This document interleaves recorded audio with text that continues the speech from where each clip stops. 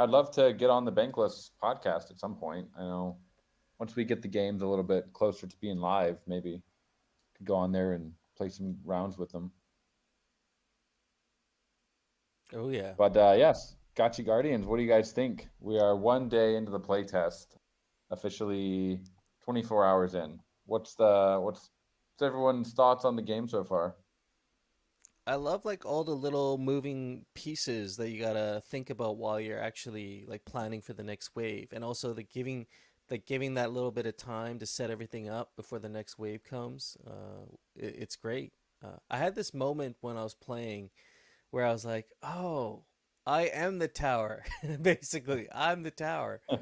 So yeah, in my mind, I had this like idea of tower defense, like the classic tower defense. You kind of have like Hmm. a fortress that you're trying to protect, Yep. but you are the fortress. So Right, you're the moving fortress. Yeah, we decided early on that it'd be more fun if the Gotchi was like you didn't have like the traditional portal that you were trying to protect, but it's just the Gotchi trying to survive against the licks. And yeah, it's pretty cool. It's pretty fun. Yeah, I experimented with it a little yesterday once I got it because I couldn't figure out how to get it onto my stream full screen. It's a stupid Mac thing. If you have multiple screens, you have to make sure the taskbar is on the monitor that you want the game to open with, which I didn't realize. So it works. But yeah, I got to do the thing with Jason Slama a couple months ago and really get a good look at the game. And then playing it, I was just like, I was very impressed. The one thing I will say is that I am like I have to get better at being able to pay attention to everything that's happening while also moving the gotchi around because I was getting wrecked. It was like so much stuff happening all at once with all the attacks and everything. But it was a lot of fun. Yeah. Yeah, it's very chaotic. I've kind of settled on a strategy where I try to keep the Gotchi out of danger as much as possible. But I think that might be the meta for right now. But I think in the future, as we start adding more and more items and like abilities to make your Gotchi more powerful, there's this idea of like who finishes the round first that I think has a lot of potential to get the gachi like more active, like really making the gachi part of the defense or the offense. But right now, I personally feel could be wrong, but I feel like the keeping your gachi totally out of the battle as much as possible is usually the meta at the moment. But the meta, I don't know. It's very early. No one's really figured out if there's like a true meta yet. We're all trying different strategies, so it's really exciting. And the bulls, yeah, the bulls are gonna like we're still not done implementing a lot of the mechanics. The bulls are gonna change quite a bit. They have this cool part where you can feed them money and they give you income, but only if it's a bull market. Like they might change, they're gonna change to a bear market or an ape market or a crab market, depending on how people interact with the bulls. So there's like going to be a ton of complexity and depth with the bulls part. Not too complex, of course, to like make it impossible to play or too difficult, but just enough to make it give you that if you want to explore that path, that strategy, it gives you something to sink your teeth into. Right now, they're just meat shields. yeah, I like the bull market combo with the rifle launcher. That was really working for me. I kept upgrading my Yeah, rifle launcher with the bull market, and yeah. they're keeping me safe. That's my favorite strat too right now. Yeah. I do the same thing, but with the brute forces. Like I make a The wall cool, of yeah. bulls and then brute forces to like attack whatever gets stuck there. Oh yeah. The cool thing about the raffle is that if you get the wings upgrade, it'll literally fly across the map. So usually, if you as long as you place them in the right place, you can generally hit any enemy across like in the map. Whereas with brute force, I'm worried that you might place them in an awkward spot that you don't end up hitting. So you got to make sure you cover the blind spots. And by the way, we haven't even introduced the idea of like flying enemies yet, which Oh I'm sure man. at some point we will. Take out those flying rifles. Right, like for example, I just had this thought like Raffles without the wings, maybe they can't hit flying enemies. maybe only the brute force can hit flying enemies, and then you get the wings upgrade, and suddenly they can they can hit ground and aerial units. That'd be kind of cool. It would add, like, it would kind of force you to have some brute forces if you're worried about people getting like a flying upgrade for one of the creeps. So much stuff to add, guys. I mean, there's so much more. Where we kind of have this situation where if you don't go hard enough, everyone in the game is like kind of like pussying around like a little bit. You don't the game never ends. You get to like this kind of stalemate. So that's also going to change eventually once we have more in-game content. But I mean, it's still very fun, right? I really enjoy every match I play, but I'm curious to hear more thoughts from you guys, and then maybe we can do a match or two if my computer doesn't blow up. Oh, yeah, that's a great idea, actually. Also, looking at a couple posts here in the chat, Gotchi Bulls has been live streaming it, and I see Meta Guild looks like No Future posted here. Meta Guild's been streaming it as well. So, Oh yeah. Does anyone have any questions about the game so far? Things you're not clear on? How do I disable the sound? No, I don't think that was. I think that didn't make it into this build. Okay, that's no problem. I'll just mute it. Because I'm gonna play the game, but I don't want to have the sound playing through my system into the chat. Oliver says, "What's the second resource?" That's your. I think you're probably referring to the income. That's how much gold you get per round every time a round ends, and you can get more income by summoning liquidators than you can by summoning building your towers.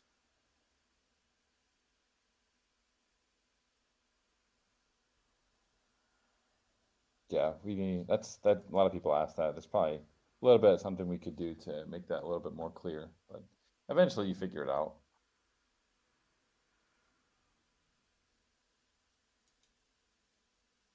yeah, I think there was one down to the left. There's a bar, and there's a few different things on that bar. I didn't really take the time to figure what those are out yet, but there's like a pinwheel thing, and then there's like you can add like other little. I think they're upgrades, right? Or am I? Yeah. Yep, those are your gotchi upgrades. Gotchi upgrades. We added those in probably 3 to 4 weeks ago, and Slama's been adding new stuff we have planned like every week. So the one that you start out by default is currently the pinwheel, which is like a little spin attack, and it does just AoE damage to all the creeps around you. So you start with that one. You can increase the level, make it more powerful. And then there's also like a dagger, which increases your damage. There's some armor, which makes you take less damage. Really useful in the late game. There's a let's see what else. There's the Midas bag. Yeah, the pew pew gun just makes you do range damage, and every time you level that up, you attack faster and you have more bullets on each attack. The Midas bag is it's very interesting item. It gives you added gold and interest every round that you hold it, but you can only use that gold when you consume the item.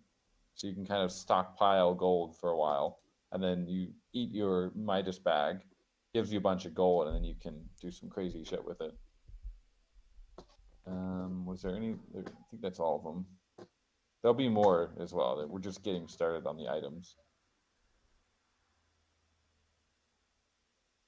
I don't know why, but I pictured the gotchi like literally eating the bag and gaining power.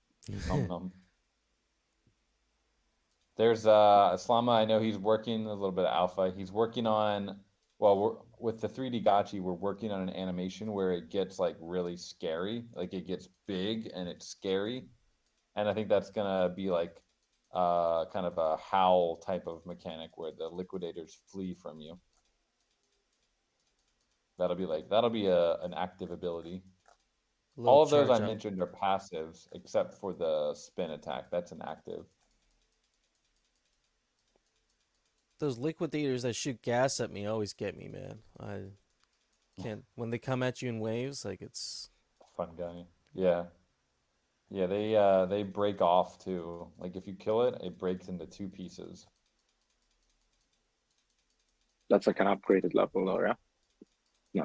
level 1, I think. Is it? Yeah, maybe. Yeah, maybe. I And think the worst then, one for me is the liquor, dude. well, I was gonna say a lot of people don't really know maybe about the liquor yet, or you don't know how to get it. So what usually happens is, and we might figure out how to fix this, but you upgrade all your stuff, and then kind of the game stalls out because you don't realize that you actually have to sell a tower to make a liquor, or sell a liquidator, like a lower level one, a tier 1, to actually upgrade to the tier 2 liquors.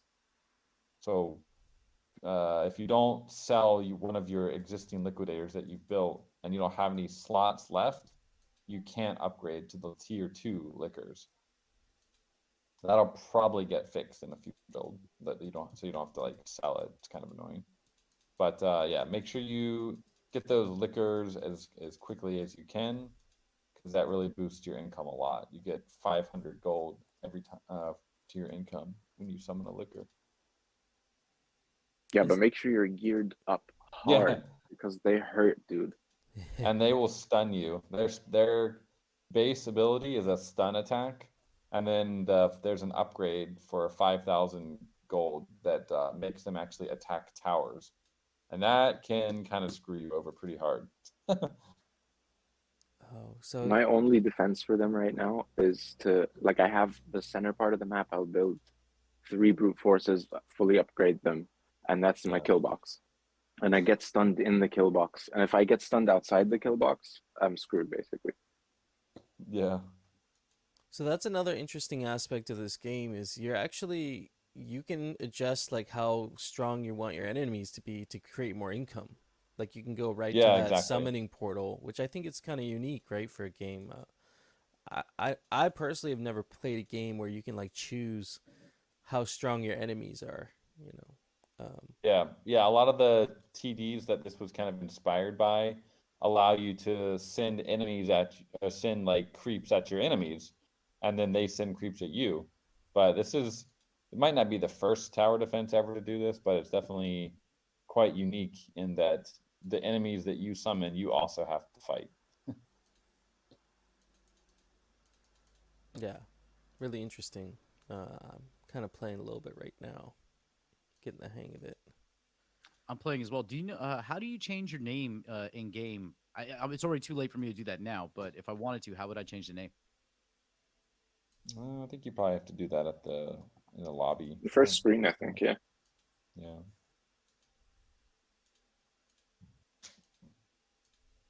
And again, like there's so much left to do in terms of adding in the Web3 part where you get to actually play as your Gotchi, and then beyond that, actually giving the Gotchi different attributes based on its stats is going to be fun too. And then eventually we'll get to the wearables.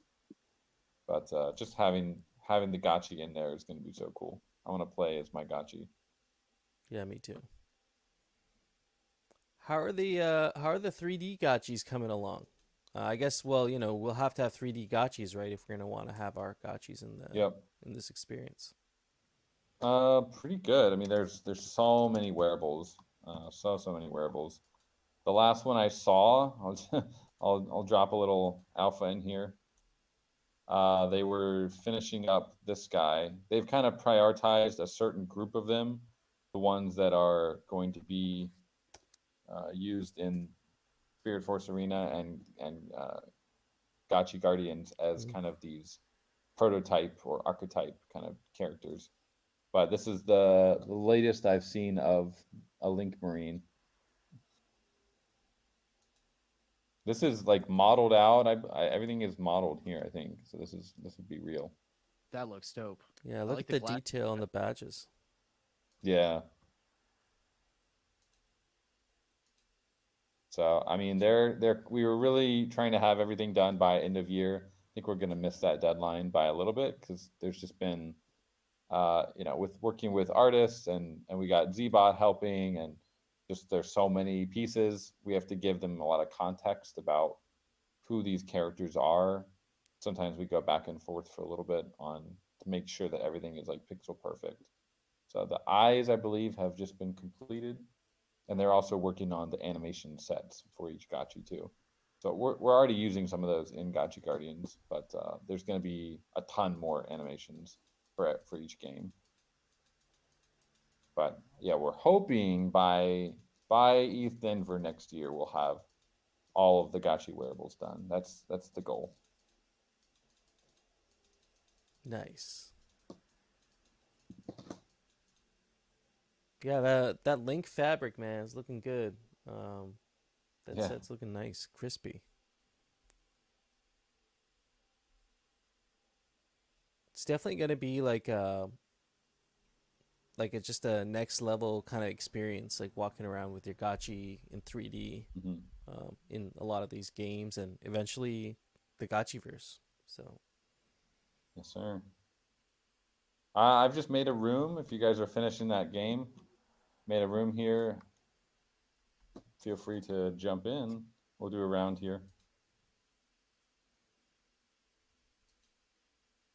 And what do you guys think of the lobby, where it has like the timer, and then the host can reset the timer? I thought that was a pretty nice innovation by the Guardians team. resetting the timer. Sorry.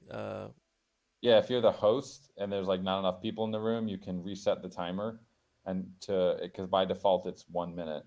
Oh, okay. Yeah, no, I haven't played with anybody yet, so this game here we're in Oh, right now. This is here gonna we be my go. first. Yeah, 30 seconds, guys.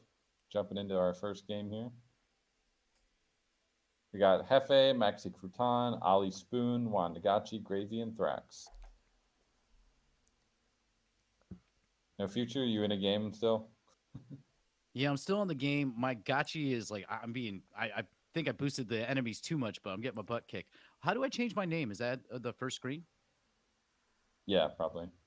Okay, so when I get out of here, I'll change my name. But I'm in fourth place Here we with go, Sir guys. Linkius ahead and 9STX6 and Sircon leading this one. Nice.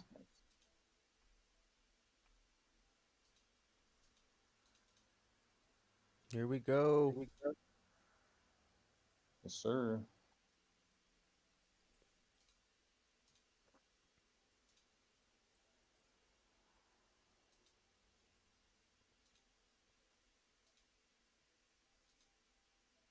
What are your thoughts on changing like the proximity you have to be to like your upgrade platforms when you're actually upgrading these things, especially when it's like multiplayer? Like, Right. should you be able to upgrade your things across the map, No. or would you have to walk I up to it? mean, yeah, I don't think we did think about that a little bit, but it wasn't really something we wanted to emphasize too much, like the Mm-hmm. proximity. Yeah, just a thought I had when I was playing. Yeah, totally.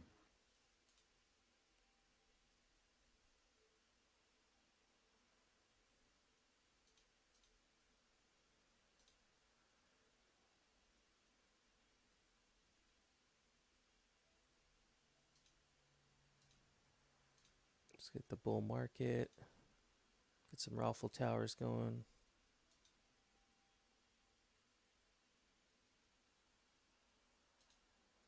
I'm self-conscious now because everyone's watching me, man. Are you streaming Yeah. in Discord? I'm not even gonna try to open it because it's probably gonna crash my computer. Here we go, round two. One tip I like to do is, as the battle is happening, if you notice you have enough gold, you can upgrade your tower, before the round ends. Or you can also, pro tip is to summon another liquidator before the round ends, because then you're going to get more income on the next round. Good tips there. That's kind of really how you income hack. I like the income hacks.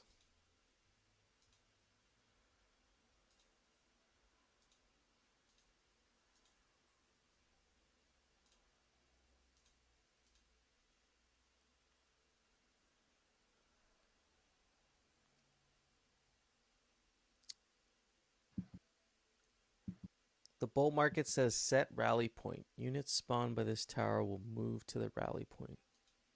So like your bulls, I guess, would move there. Yeah.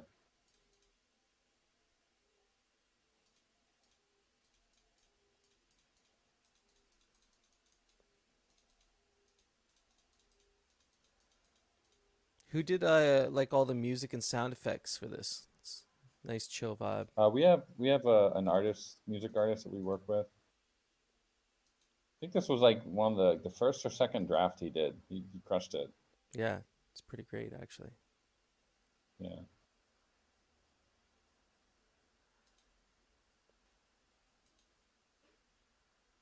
I'm dead. Sircon is doing it. Sircon and 9STX6. I love that you can spectate. I know Slama had mentioned that, but Mhm. being able to You can just switch spectate. You can once you're buy dead stuff and just after keep you're watching. dead. It's more than that, bro. You can buy stuff. You can interfere. Yeah, you can. So what's the pinwheel for?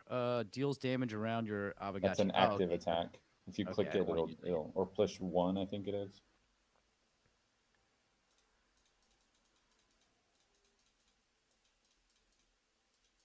When you guys build your bridge? I usually wait like a while. Yeah. Well, when you build it, it builds it for everyone. Oh, really? Oh. Yep. It's a match upgrade. That's one way to mess with your competitors a bit.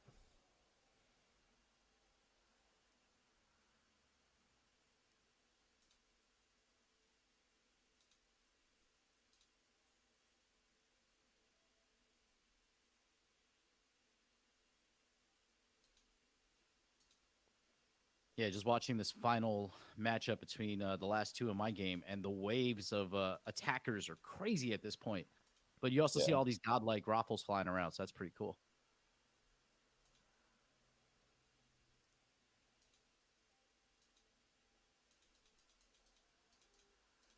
Coder Dan, how long is the playtest open?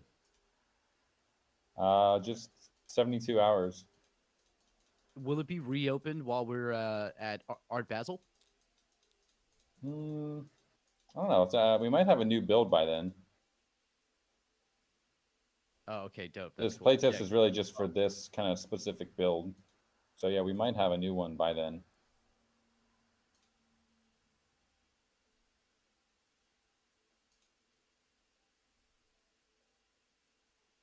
Almost liquor time, guys.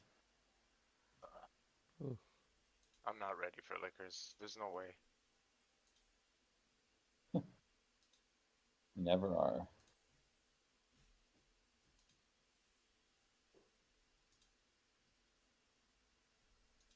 Risk it with a little more money.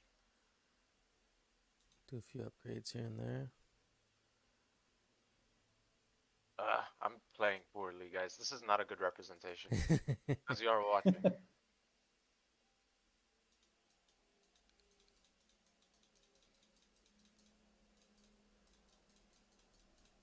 Ooh.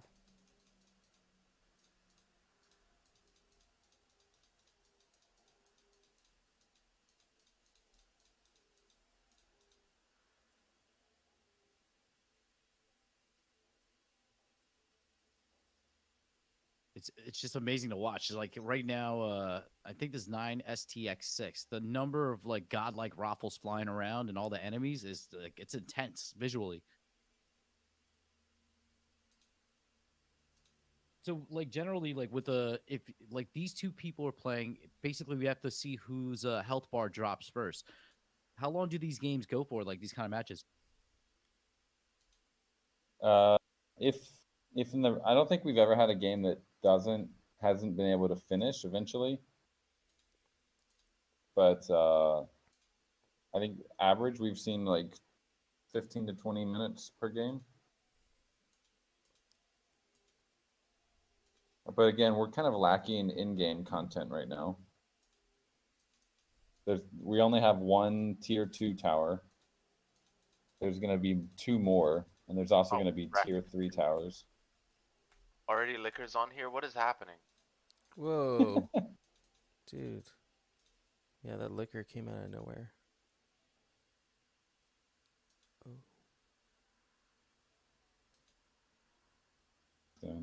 Oh, gravy. Another wave Gravy's here. up ahead of me, man.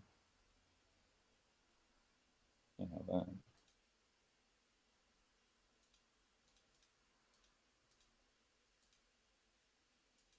Yeah, with this dropping, and then I believe December 9th, the play dropped competition for 5K and prizes happened. So that's gonna be a lot of fun too. I don't think drop though. I think drop is offline at this point.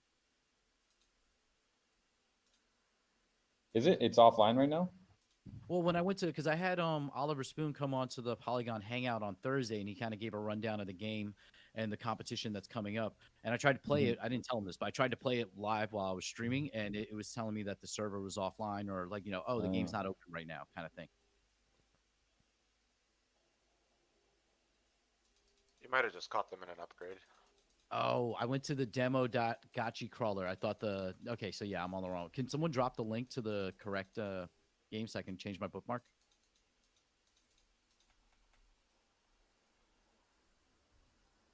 Okay, yeah, that's a lot cleaner. Playdrop.io. I like that. It's almost a late wave now. I'm not sure what's going on.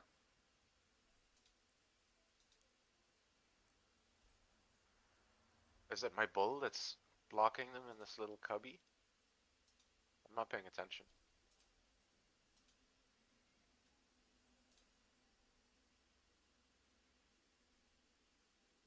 I don't want to sell my Midas back, but it's early. Might need to, bro. Yeah, I think I need to. This one's gonna be a tough round, guys. Oof. I'm gonna save some money just in case I need it, but never mind. I need it.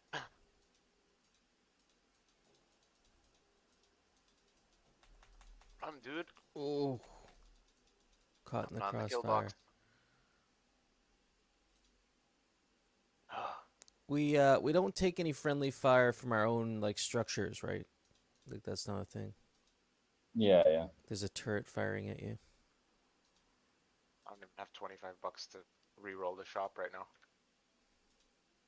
I'm gonna watch you, Frax. How you doing? You made it. Ooh, Yeah, it's cool fun to looking. see how quickly this came together too. Because just going from like the demo that we saw to actual playing and watching other people like kind of duke it out is like impressive. It's been really, really fast, honestly. Even by just gaming standards, Slama has thrown this together very quickly. One of those rare instances of quality and speed at the same time. Yeah.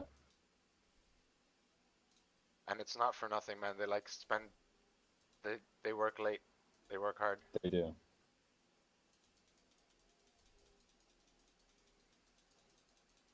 Wrecked. I feel like there could be like a gotchi sprint power up. I need a sprint, bro. Yeah, Yeah. Like sprint away temporarily. I'm wrecked. I'm wrecked. Oh. These liquidators get really fast. Holy crap.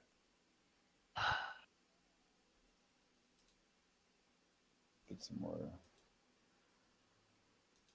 liquors.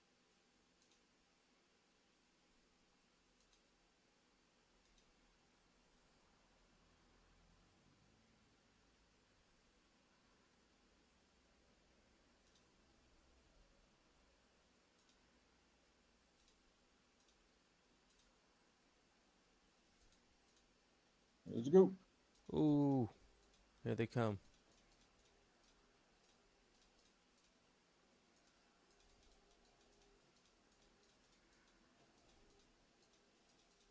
And that Oliver Spoon doing pretty good, or was, but he had good income. He was doing Oh, well I'm on getting that side. wrecked. It really like every round is important in how you like manage your income. It's almost too punishing. Like if you screw up one round or you screw up the beginning of the game, you're kind of screwed for the whole game.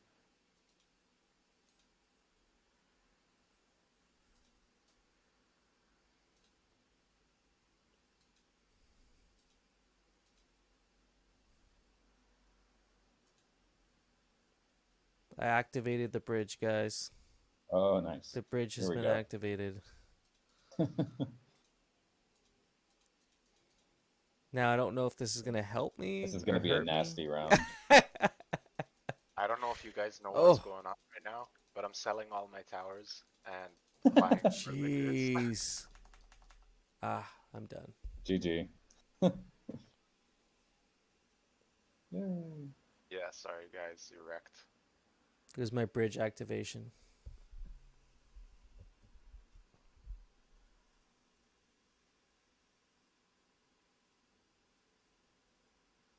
Certainly, Keith says, can't imagine a commentator for this game, right? Just like having to look at everyone's window at the same time and see what everyone's doing. You sound like an auctioneer. 100% like an auctioneer, yeah, right. Especially when you see like 50, raffles flying all over the place and the liquidators zipping around. It's like kind of crazy. Oh, when a bridge was dropped, I hype it up.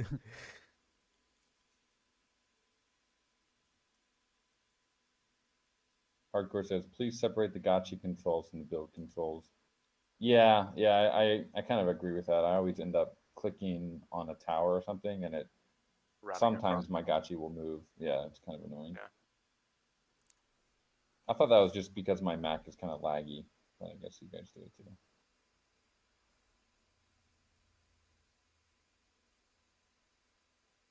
Yeah.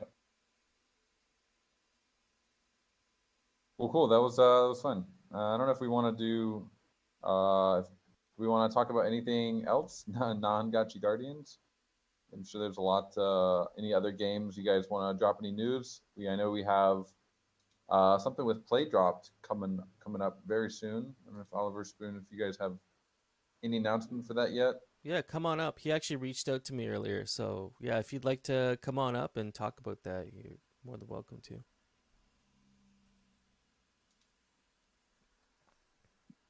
Yeah, I've been trying to push it out to the greater Polygon community, like stressing the rental aspect of all this stuff. Just like, yeah, come on, this is $5,000 in prizes. You can get involved. Let's do it. So hopefully we get some new active users. Tasty prize list, too. GM. GM. Whoa. Will you hear me okay? Oh, yeah. Sweet. What's up, everybody?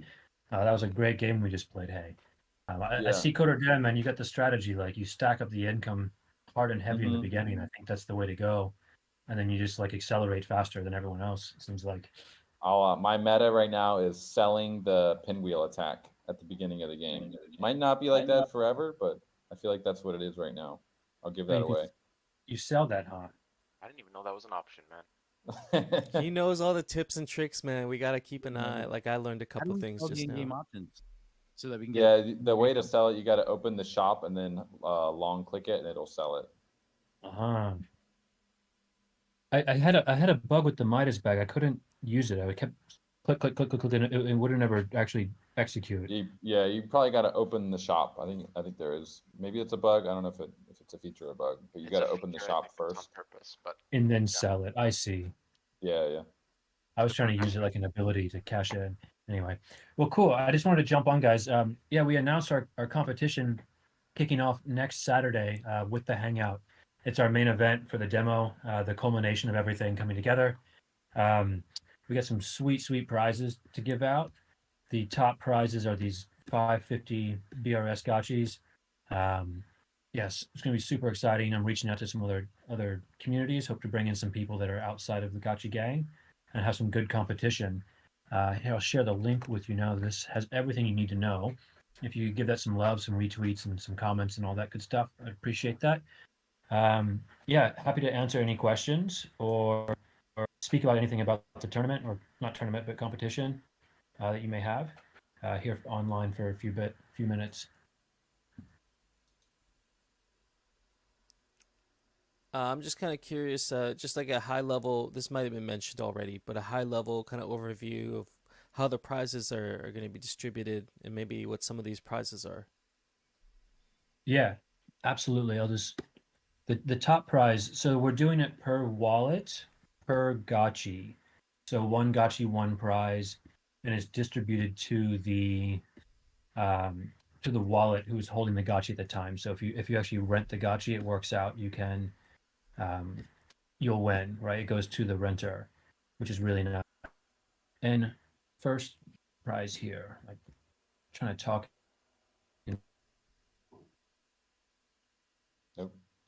Look at this awesome gachi off of the auction. Actually scooped it up super cheap, but it's like a really good gachi. Its ID is like 280. I'm finding it. Is that Crit Monster? Yeah, Crit Monster. I had the original name Critoris, but I thought that might be a little bit A NS, little bit. NSFW there. Yeah, here he is. He's a 552, Haunt 1, 1400 Wow. kinship. That'd be first prize right there. Ooh, look at And that then guy. for second, we got this Myth Eye here. He's a 553, so he's 1 BRS higher, but I think Crit Monster's a bit better, given that he's Haunt 1 and that ID is really low. We got him coming in for second place. And then in third place, we have a Geode Smasher. So quite juicy prize on that. And the way the prizes are, it's done per gachi. So essentially, I think what'll happen is the top team of 3 will bag these 3 prizes.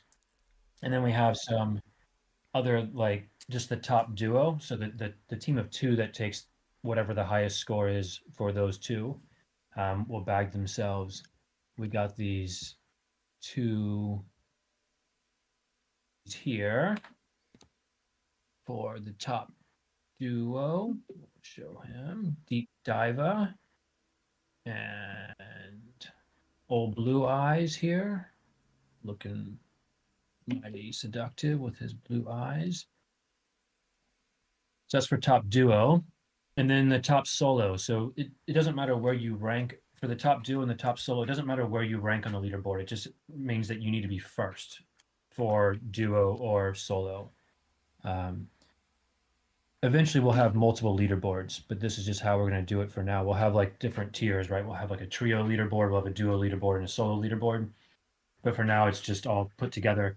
Notorious BTC, there will be the top solo guy. And then going down, we have fireballs up through the top 10 ranks. And then we have geodes from legendary down through uncommon for the top 100. And also we have a X for whoever manages to get the max depth. So if you haven't played before or if you're new, we ran a trial meta called max depth, and it's a bit different in that you don't need to actually exit. It's just like you speed run to get as deep as you can, and it's quite fun. Fun way to play. So guys, for that, just whoever gets the top max depth solo. So those are the prizes. Yeah, max depth is fun. You don't have to cash out, right? You just keep going as far as you can Yep. possibly go. Yeah, Is your that points with don't matter. the essence goes down though, right? Yeah, it's the same game. It's just a different way of playing. I kind of picture it like you have this flag, right? And you're just running your flag as deep as you possibly can. And when you die, you stick the flag in the ground. It's kind of how I imagine it to look. Because it doesn't matter how many points you have. It doesn't matter how many things you kill. It just matters how deep you get in the dungeon. Yeah, very cool. Some really nice prizes here. The gotchis, the geodes, geode smasher. Yeah, there's definitely. So to get a team, you just have to get a team of 3 together to win the top 3 prizes, essentially.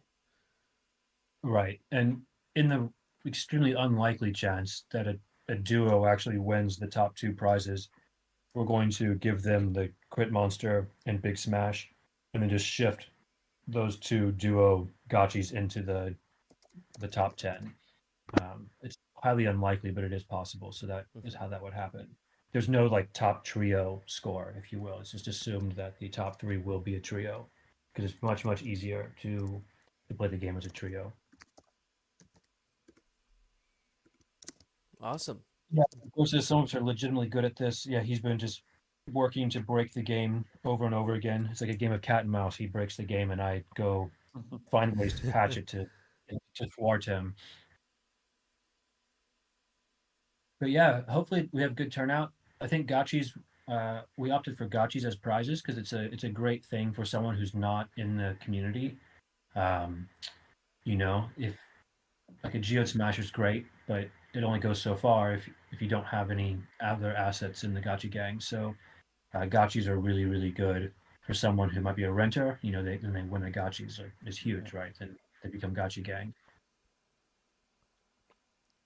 Yeah, and with that, we did discuss on during the Polygon Hangout. If you're renting a gachi, make sure to check the leaderboard before you play because it might have a score already on the leaderboard. Each gachi can only have one score on the leaderboard. So if you rent a gachi before you rent it, check the leaderboard to make sure it's not already up there. Yeah, 100%. And likewise, be aware that if you do rent, and you don't rent for the duration of the tournament, you have the potential for someone renting that gachi after you and then beating your score and kicking you out. Kododan, can you memorize a map? At the moment, it's semi-random. So the maps are we created like potential spawn points, like so switches for doors, for example. Maybe there's 2 switches to open a door, and there'll be like 8 potential spawn points. And What about we did, the drop points? Are those random? yeah. So the sea ghost, or the drop points, Like where they're you exit and go down? yes and no. So like some of the maps have like a puzzle door, and there'll always be a hole inside of the door.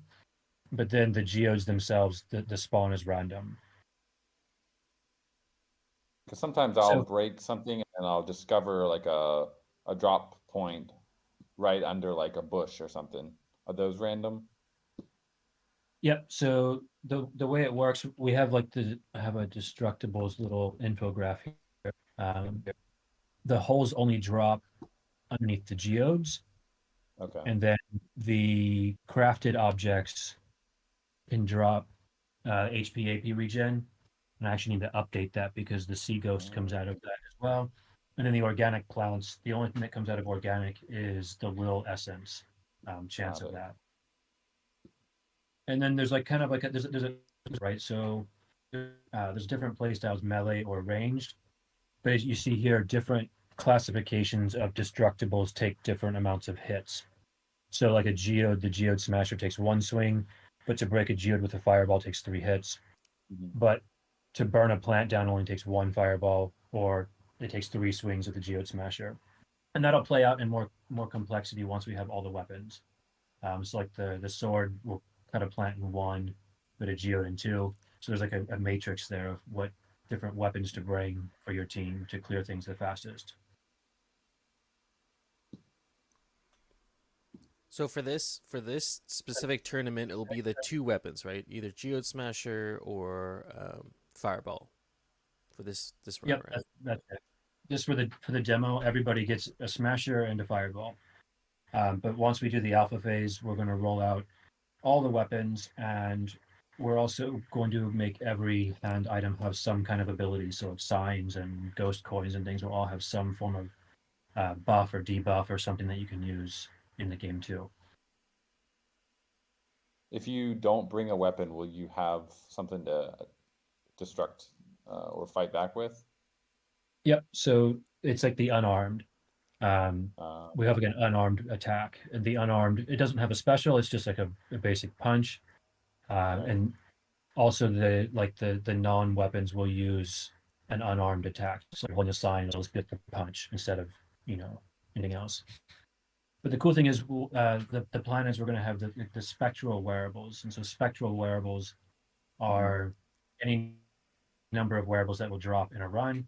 But as soon as you equip it, but as soon as the run is over, the item disappears. Right. Cool. So if you're like playing with 3 people in a team, you might have one person with just buffs or like just grenades or something. Yeah, totally. There's gonna be so many different ways to construct your team, from as simple as like the different hit counts for each object. You might want to have someone that has a sword to clear the plants, someone that has the hammer to clear the rocks, because it's less hits. So you'll have that, and then you'll have ranged, and you'll have melee, and we're looking at making like in-game power-ups with Alchemica. That work is it's not real Alchemica, it's just like elementals. So what we could do is you'll pick up like an alpha melee and what it'll do is it'll make your melee attack like have a frozen element to it, or maybe you get like a ranged FOMO, and then so your ranged attacks have a burn element added to them. Things like that is what we want to expand into. Have you guys reached out to like the our like dungeon crawler or like roguelike communities at all? Just I mean, I know it's hard to like shill in those communities, but I'm sure there'd be some people that are interested in like looking at the progression of how this game is coming along. I haven't, but I think it's a really good idea. That's one thing we discussed on a call the other week is like how to actually branch out beyond Yeah, our Web3 niche, you know. totally. And that's one thing that like our game is we have the free play, right? So you don't even need Yep. to know anything about blockchain to actually just jump into the game. Yeah, I mean, if you do reach out to them, we do know that there are guys in those communities that like hate NFTs with a passion. So uh, it's probably best to, we can't obviously hide everything, but maybe things like blockchain or NFTs, we just call them like owned, collectibles and stuff. And then they might play a few rounds and they'll be like, wow, this is a pretty dope game. And they'll jump into Discord and then they'll be like, oh my God, it's NFTs. But by then they're Gotcha. hooked. So yeah, I'd probably recommend doing stuff like that. But I think like we're planning to reach out to the tower defense kind of or Legion TD or like Warcraft 3 kind of communities once Guardians is a little bit more further along, and just start kind of promoting the game there and kind of showing some of the artwork for it, talking about how cool the raffles are, the mechanics of it, and all that, and just trying to grow the audience from these existing gaming communities. Yeah, I think it's a great idea, and that's where the big win is, right? You know, Yeah. and that's the challenge too. There's a lot of anti NFT, but you make a great point. It's just get people to play the game, and Mhm. they can discover the power of owning your own assets. But the whole play to earn concept in my mind has a bit of a slimy reputation Yeah. after cycle. Like we saw a lot of Ponzi schemes and pyramids and all that stuff. So Yeah, to, exactly. to Like, shed that skin and step into a space where it's actually more mature, where the game leads it, and the ownership aspect is a feature, but not yep. the main thing behind it. Yeah, I think that's kind of the strategy that probably all our games will be taking, and I'm sure many of the community built games. Like, you gotta have some sort of free to play option to get people excited to play the game. And once they've played 10 rounds, they're gonna be like, you know what? Especially if it's a kind of a social game where they're playing with, maybe it's them and there's like two other guys in there with gotchis that they don't see on the free to play list. And like, how did they get those gotchis? And then they start getting curious. Yep, 100%. If we don't have a fun game, then it's just people trying to earn money, which Yeah. is great, but that's not that if we don't have a fun game, it's going to just be extraction at the end of the day. Yep. Anyway, I Yes. got to jump off, guys. I got to take care of the babe. I just want to announce the competition. Yeah, have a read through that tweet. If you know any connections to of like any streamers or anything else that I can talk to, I'm happy to have that connection. Would love to talk to more people and get some more eyes on the project. Yeah, I know you've chatted with Hanny already, but if and we're always like trying to work with influencers and definitely building those relationships. But yeah, anyone in the community, like in the future, if you're talking with any streamers, I think for this upcoming competition, this is pretty cool. 5,000 USD and some gotchi, really good gotchis on the line. So let's try to get some streamers like playing this game. It'd be really nice. Yeah, I'm trying to Yeah. get real Jonah Blake because he's like a big Mhm. Web3 gaming streamer. On X, he has like 50,000 followers, but he like tears apart games. So he made a tier list, and I was like, "Yo, how are we not on the tier list?" So I think he's gonna, I hit up him and his partner, and was like, "Yo, we have 10 different things happening right now. Cover some of this." So hopefully, we follow each other. I'm gonna bother him when I'm in Miami. Yeah, if there's anyone specific that we want to kind of like chat with on X or slide in their DMs, feel free to also just reach out to our team because we're also making inroads on that front. Great. Yeah, we'll do. Yes, the Augie here. So for the scholars, with dropped at least, there's no like play to earn. Right now, it is like the competition mode, where you're actually a skilled gamer. You have a chance to win a prize, and I guess you could sort that out with your scholar. Like if he wins a gotchi, there's not really like a percentage split on that. How that would work. But I hope the rentals market gets a little bit of volume from this as well. Mhm. Cool. Well, thanks for coming on, and yeah, we'll chat here in a week. Hopefully, we can we'll do a little promotion for the event throughout the week. Sweet. Yeah. Yeah. We'll chat more. But I got to jump off now. Cheers, guys. Cheers. Cheers.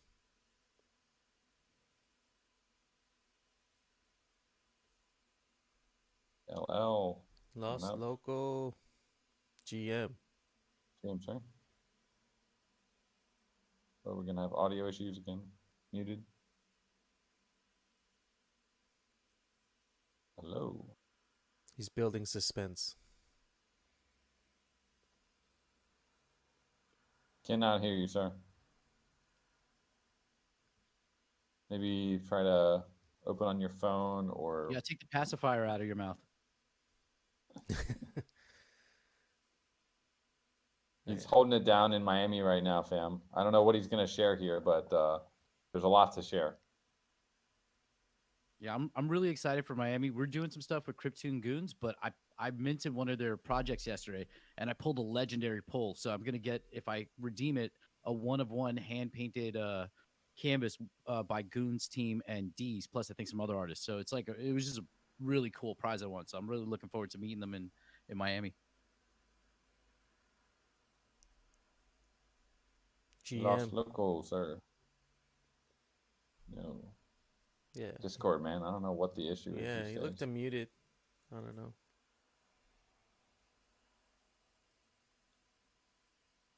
He's just bringing too much alpha. Discord can't handle it. Yeah.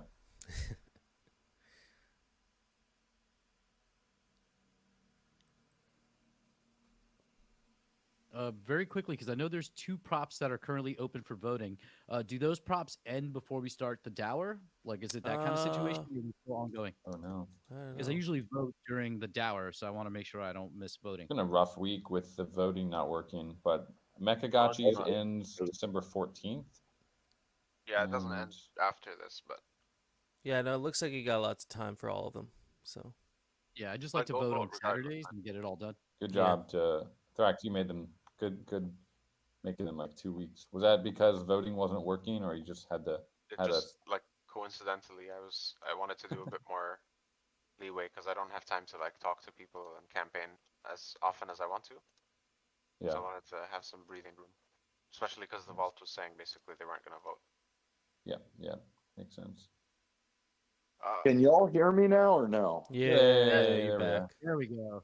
Hey, sir. Great. Well, this is on par for the course because I'm about to lose my mind. I'm up to my eyeballs. Things are chaotic to say the least. So it was only fitting that it had Discord issues this morning.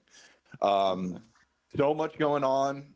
We are about to drop an invite with the details for all of the festivities down in Miami for holders. Light Piglet's going to drop that in the chat.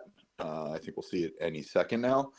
And yeah, we're super duper stoked for the event down here. It's just been tons and tons of planning and organizing. And yeah, my head's spinning a little bit, but it's all coming together. So the greeters are going to be arriving in just a couple days. We just dropped the Luma in the chat, so you can get all of the details on what's going on. That super duper rad piece of art is going to be a mural that will be painted at the Gates Hotel, which is super cool.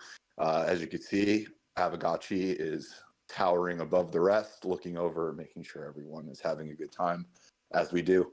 And shortly, in the next 20 or 30 minutes, we will have a fresh 2023 holiday sweater and socks in the shop.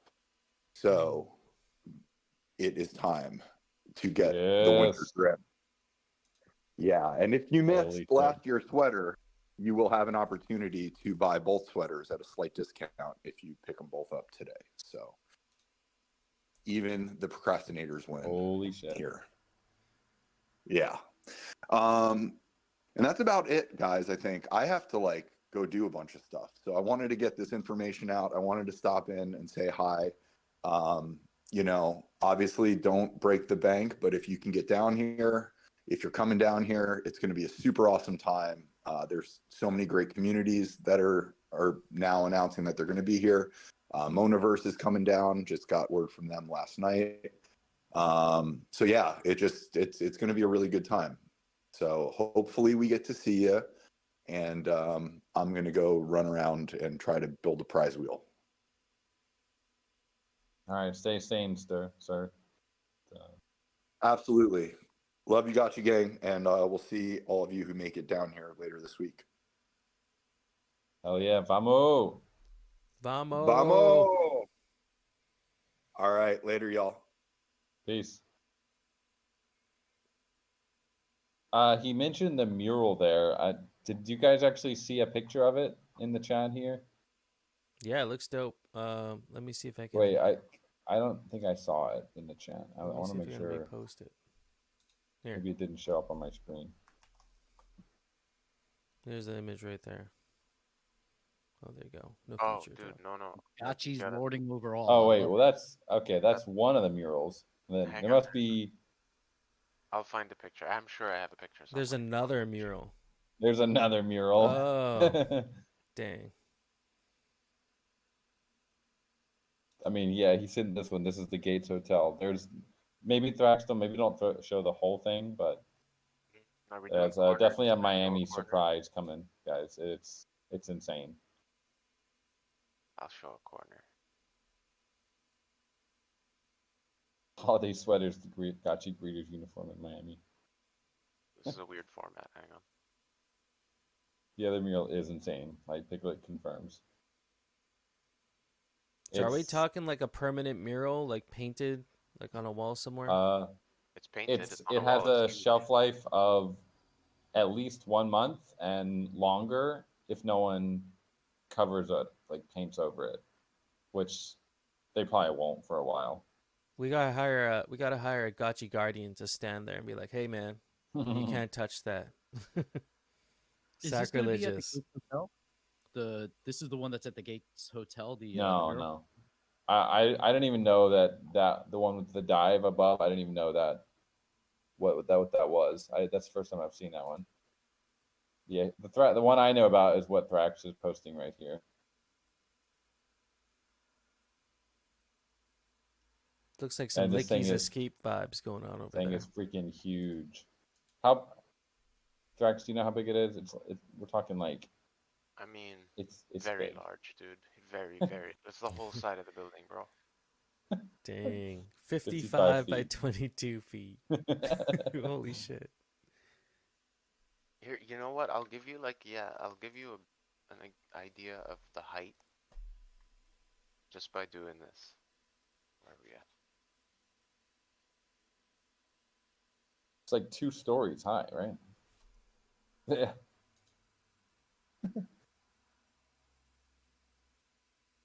And yeah, so yeah, we'll have more info about this probably next. At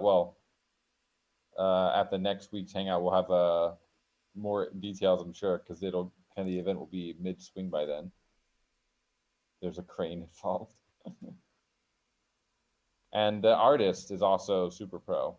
The guy who's actually doing this mural, insanely pro.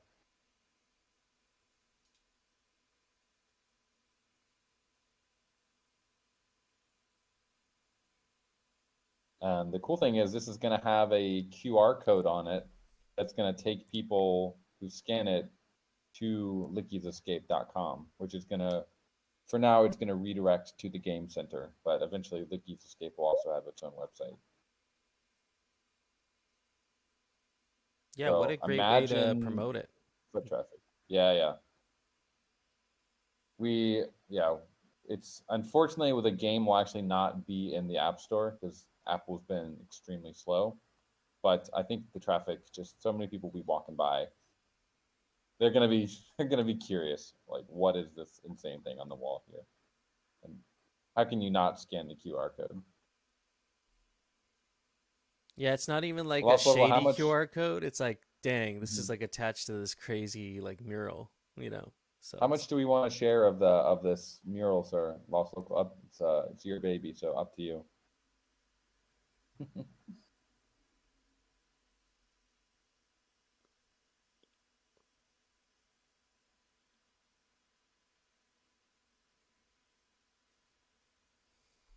We enter the dower here.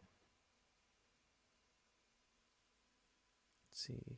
The artist to put up some shots, so it's already out there for those to dig. Yeah, it is out there on his, I guess, on his X. Let's. Shall we just drop Yeah. a shot then, Thrax? Yeah, sure. We'll,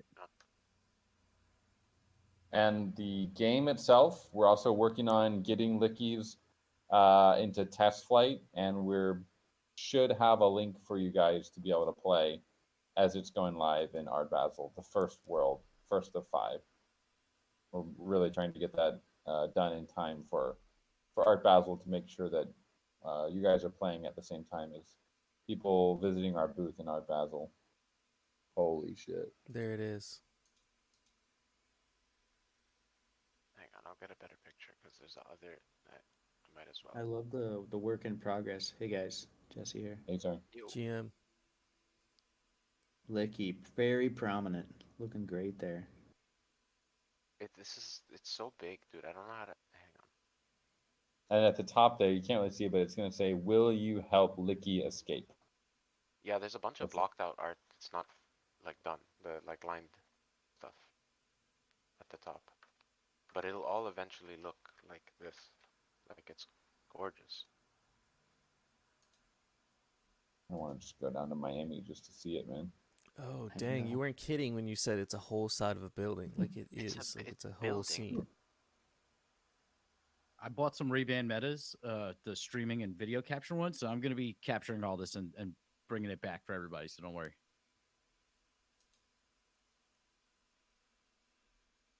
Yeah, that's cool, man. I'm surprised how well this artist has like captured the art style of Stellar Hobbs, like translating his art, basically. Yeah, I know Stellar had some concerns about that because he had a lot of detail in the image he passed on and was like, there's a lot of shading and all this, but these Yeah. images started coming in and Stellar was like, geez, this guy's like killing it. He's picking up on all of it, like the little shades inside that brain you can see. Uh, he's really done a great job. Super pro. Yeah, dude, man's a photocopier. Yeah, awesome. Well, friends, shall we get into the dower? Should we kick it off? Yeah, lots to Let's do it. discuss. Yeah, there's quite a bit here. So I'll just go through the proposals real quick, and then we'll get right into it. So let me just share my screen. I'm gonna share this because I made it and I think it's funny. No, I saw that. That's awesome. Like, way to rally for your proposal too, right? So it's awesome. The patch looks real. It looks like so It does. real on his jacket. What do you mean? That was in the original footage. I just added eyebrows. on it. That is Oh, Bernie right, right. Sanders in the flesh, repping the DAO. All right. Okay, well, we had a proposal here that just ended 2 hours ago. I think we covered Aavegotchi last week. The SIG prop passed. Treasury management convert Aavegotchi Treasuries DAI to SDAI and SFRAX. And that one did not reach quorum by about 500,000 votes. But at the same time, 77% of the DAO was not in favor of this. So I don't even know if there was a forum thread for this one. So if the author wants to get into this more... There was. There was? Okay. Yeah, I believe. Yeah, I think Reset was in there and the E0X lied Okay. somewhere in the DAO. But I never like saw them mentioning it. It was always just in that thread. Yeah, this one was a little Kinda stealthy. But But yeah, you can More voice your comments, concerns there in that thread. Freckle and Aavegotchi DAO investment proposal. This one has 2 days left to go. It's 500,000 away from quorum, and 67% of the DAO Wow. is not in favor of this one. And so I was talking to Lord Trivia, who wanted to maybe take a couple minutes here just at the start of the call to, if there are any reasons, like if people have reasons why they voted no on this, maybe there's a chance there for him to turn around some votes. So I would like to invite Lord Trivia, if you want to take a couple minutes to take any comments, concerns, or anything, you're welcome to. And also people in the audience here, if you have reasons why you voted no, I'd love to hear them actually. So just to get some feedback there. Scrolling through the snapshot comments, I wish people would leave more comments especially if they vote against something. Mm-hmm. But I do see one friend says, feel the valuation of the company is overvalued since it hasn't made profits. Willing to change vote if the valuation is much lower. And going a little bit down again, there's one more that I see. Interesting, but it's a very large investment without proof of concept. Let's Frecklegotchi. I think that was a vote for yes. So the comments are so helpful on Snapchat. I wish more people would do comments if you vote, especially if you vote against something. Mm-hmm. Yeah, absolutely. Yeah, I don't really see any other comments. No, and I'm just looking at the chat here. Some people are not trivia fans, but some people are saying trivia is community building. But then there's some concerns about the valuation here, I see too. So that could be part of it. Yeah, the proof of concept is always a tough one too, right? Because like for a lot of the games that we've seen come out, usually there's a bit of a initial like MVP version. I know people were asking for that during the last meeting. Like, is there some sort of MVP kind of thing we can look at? So one thing I think people are, I don't know, am I understanding this correctly? Do we get like a share of the company essentially? So yeah, I think yeah, it was what 10% or something. Yeah, Okay, and it so was that, like I mean, discounted. that's a little different. Yeah, that's a little different than like just getting a game for. I understand the like concerns of the company valuation. That's an aside, but a lot of people seem to be skipping over the fact that we're also getting part of the company as the investment. It's not just like buying. It's not just buying a trivia game essentially. Yeah, there's an investment component, and then there's the game development component to have like a gotchi themed trivia experience. But there is also a thread going on for that in the Discord here. So, like if you voted no against this, it would be good to provide that feedback there too. I know there's some comments in the snapshot, but in the Discord thread, and yeah, hopefully that feedback could be helpful. But if you haven't voted on this proposal, you have 2 days to vote on this still. So definitely get your vote in. It's a well written proposal. There's all the information right there. So, Hey, I have a question for you. Yeah. Okay, so this is out of like, I'm just experimenting. Don't kill me if I, like if I'm way off base here. But okay, so we have an arcade treasury, the arcade task force, right? Could Lord Trivia go and apply to them for a smaller grant as an investment from the ATF towards this endeavor, like say 25K or 20K?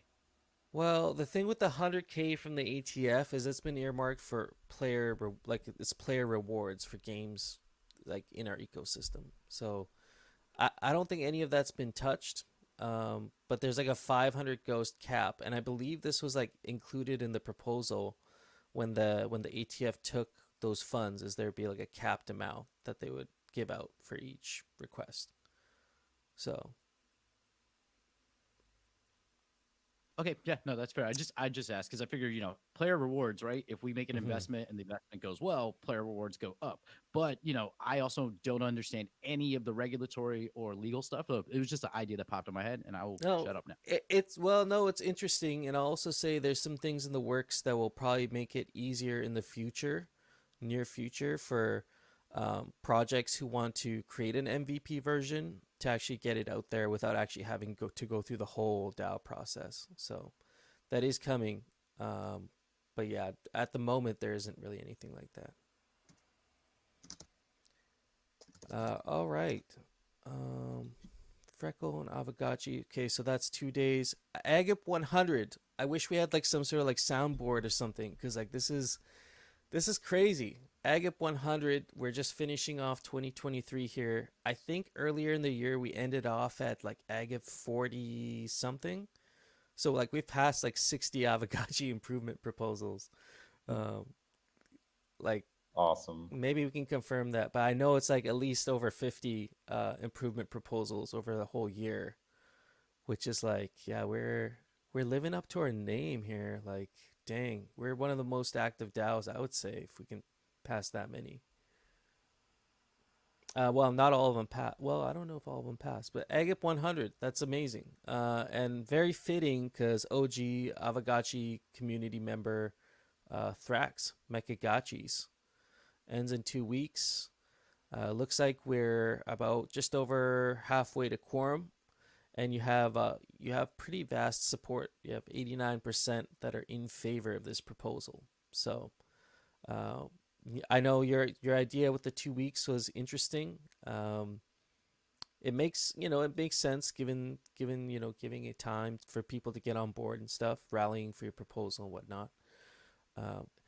So historically, I think our Agap core proposals have been 1 week, right? It was never an official rule, like it was never written. I think it was just suggested in the early like article for Aavegotchi DAO. Is this something we're just okay with, like moving forward? Just a discussion, like if we're cool with allowing people to put their core proposals out more than a week. Are there any like concerns about that? Even doing like a 3-week proposal, for example. Like, is that all good? I don't see like any real issue with it because you're just giving more time for people to get on board. I think the author should probably give their input. Generally, we advise not less than 3 days, although there have been a couple 3-day AGIPs, but generally speaking, I think you don't want to go below a week. And then if you want to do a month, right? It's up to the author, I think. Yeah, depending on what the topic is, I could see some, kind of case by case reasons that it might need to run longer or isn't rushed and deserves a little more time or less time. So I don't think it should be like one size fits all. I think with the DAO, especially since there is like, I don't want to say a political element, but we do have to campaign.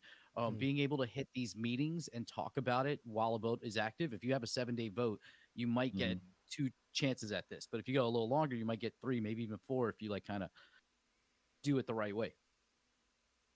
Yes. Yeah. Also, it's not going to hurt. Like, if you have a longer vote, it can't hurt. It's just like, I mean, it can't hurt the DAO. As long as it's not urgent. Yeah, it can potentially have negative impact on the vote itself if it's too long because people forget it exists. So you have to be mindful of that as the author. There's a sense of urgency there. So that's why, yeah, like you don't want to put a proposal out for 3 months because people will say, yeah, I'll get to it when I get to it. And then it just kind of gets moved down the list. People kind of forget about it. So, yeah, 2 weeks sounds good to me. Like, I don't think we have, shorter is definitely not good. Like, don't put a 3-day proposal out there. It's better to have conversation and, take some time to build up some consensus around your idea and get support. So awesome. If you're going to swap out the entire treasury, then probably do shorter votes because no one's going to vote. Yeah. I'm just going to finish up the last proposal here, and then Lord Trivia, I see you're in here, so you can definitely take a minute there as well. We got Agap 101, Strategachi V1 funding proposal. Another OG Aavegotchi community member, Lagan, has been rallying a bit on Twitter. I seen that for the proposal, and we got 90% that are in favor of, and what do we got? About a little over halfway for quorum. You got 2 weeks on that, and yeah, this is going to be cool. I'm looking forward to this. So Agip 101 is out there now in the wild for 2 weeks. So that wraps up our proposals, and here I'll just we got Lord Trivia on stage, so welcome. Hey guys, good morning. I I apologize. I was in LA yesterday filming. We did 60, 70 some odd episodes of our trivia game, which was a lot of fun, but that means it's a lot of talking for me. So I lost my voice a bit. I just wanted to pop in and just thank everybody again, those who supported us, and potentially answer any questions that I was seeing coming up in the chat. But yeah, it doesn't look great for us right now, but that's really okay. I'm seeing a lot of commentary about, sticker shock and it being a lot of capital to build a community and things like that. And I think those are all really, really fair points. My goal here was to really hammer in the long-term value of this proposal and not necessarily just the short-term value. And that is the nature of making an equity investment, which I totally understand was a risk to present to the DAO, as you guys have never really been presented with a potential equity investment before. And that's why we said, hey, in addition to, the equity investment, we would be building this game that, Shoju was doing the creative direction on, that Jason was guiding the creative on, et cetera, et cetera. But here's what I'm thinking. I'm thinking that the nature of the investment portion is a bit much for the DAO to sink their teeth into or wrap their head around to or support. But I still think that the game we want to build is awesome, is exciting, and deserves the gotchi tie-in and support. So what I'd like to do with the allowance of the DAO, with you guys saying it's okay, I'd like to go back to the drawing board a little bit with Soju. I'd like to come back with a revised proposal that denatures the equity investment and just gives us a straight cut and dry budget of what it would take to build this experience and market the experience, and come back and see if that's less sticker shock and if with more resources, support, assets, proof of concept, we can get you guys more excited. And I think that's based on the feedback we've got. I think that's the best way to approach this. And I do just want to say that I really, really love and respect everybody in this community. I'm really, really excited to see everybody in Miami. And thank you for your support, man. It's all good. Yeah, I mean, that's I'd like to hear from everybody else, but I think that's a great idea. There's some good sentiment towards the experience, especially people who have played the game before. I see Coder Dan also mentioning like a way to do an MVP possibly. So Yeah, absolutely.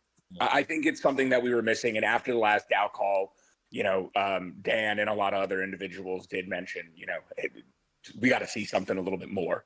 And I talked to Soju, and Soju draws my hand, and we're slow over here. So we weren't able to put too much together.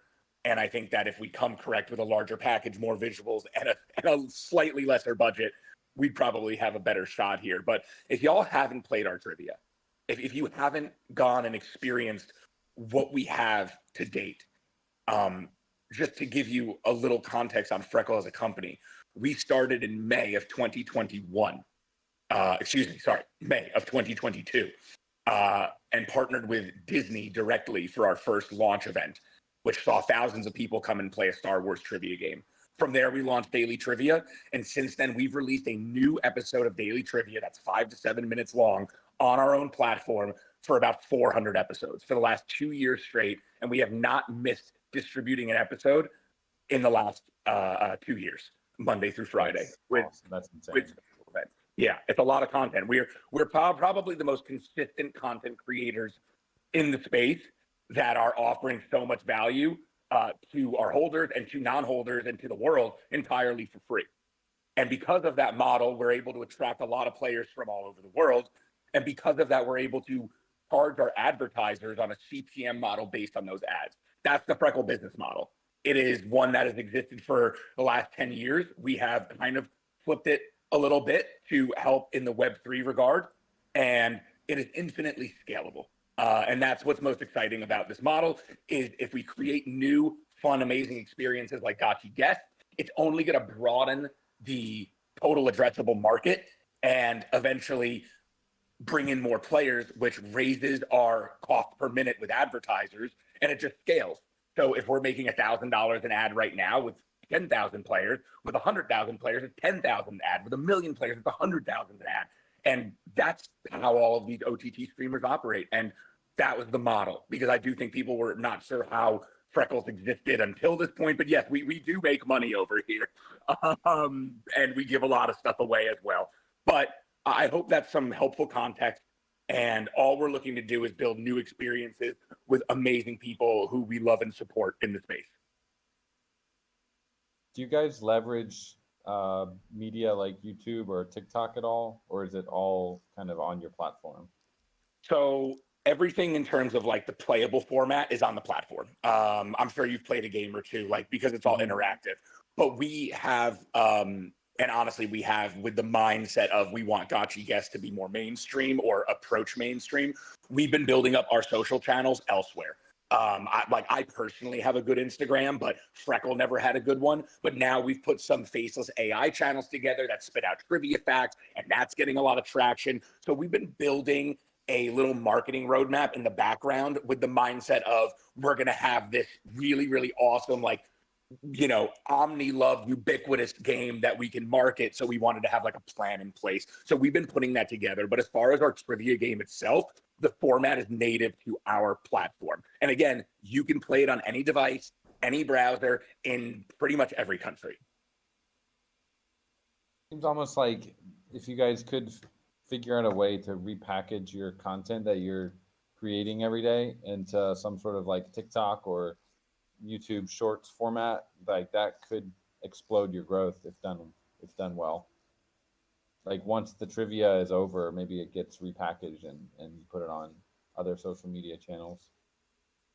I think that's a great idea. We've tried, but it kind of just feels like you're clipping up something. We've been working on a way to like prompt, you know, engagement through these trivia questions. Like, can you guess the answer? It's been kind of tough, actually, because the best part of our format is being able to press buttons and interact with the actual game itself.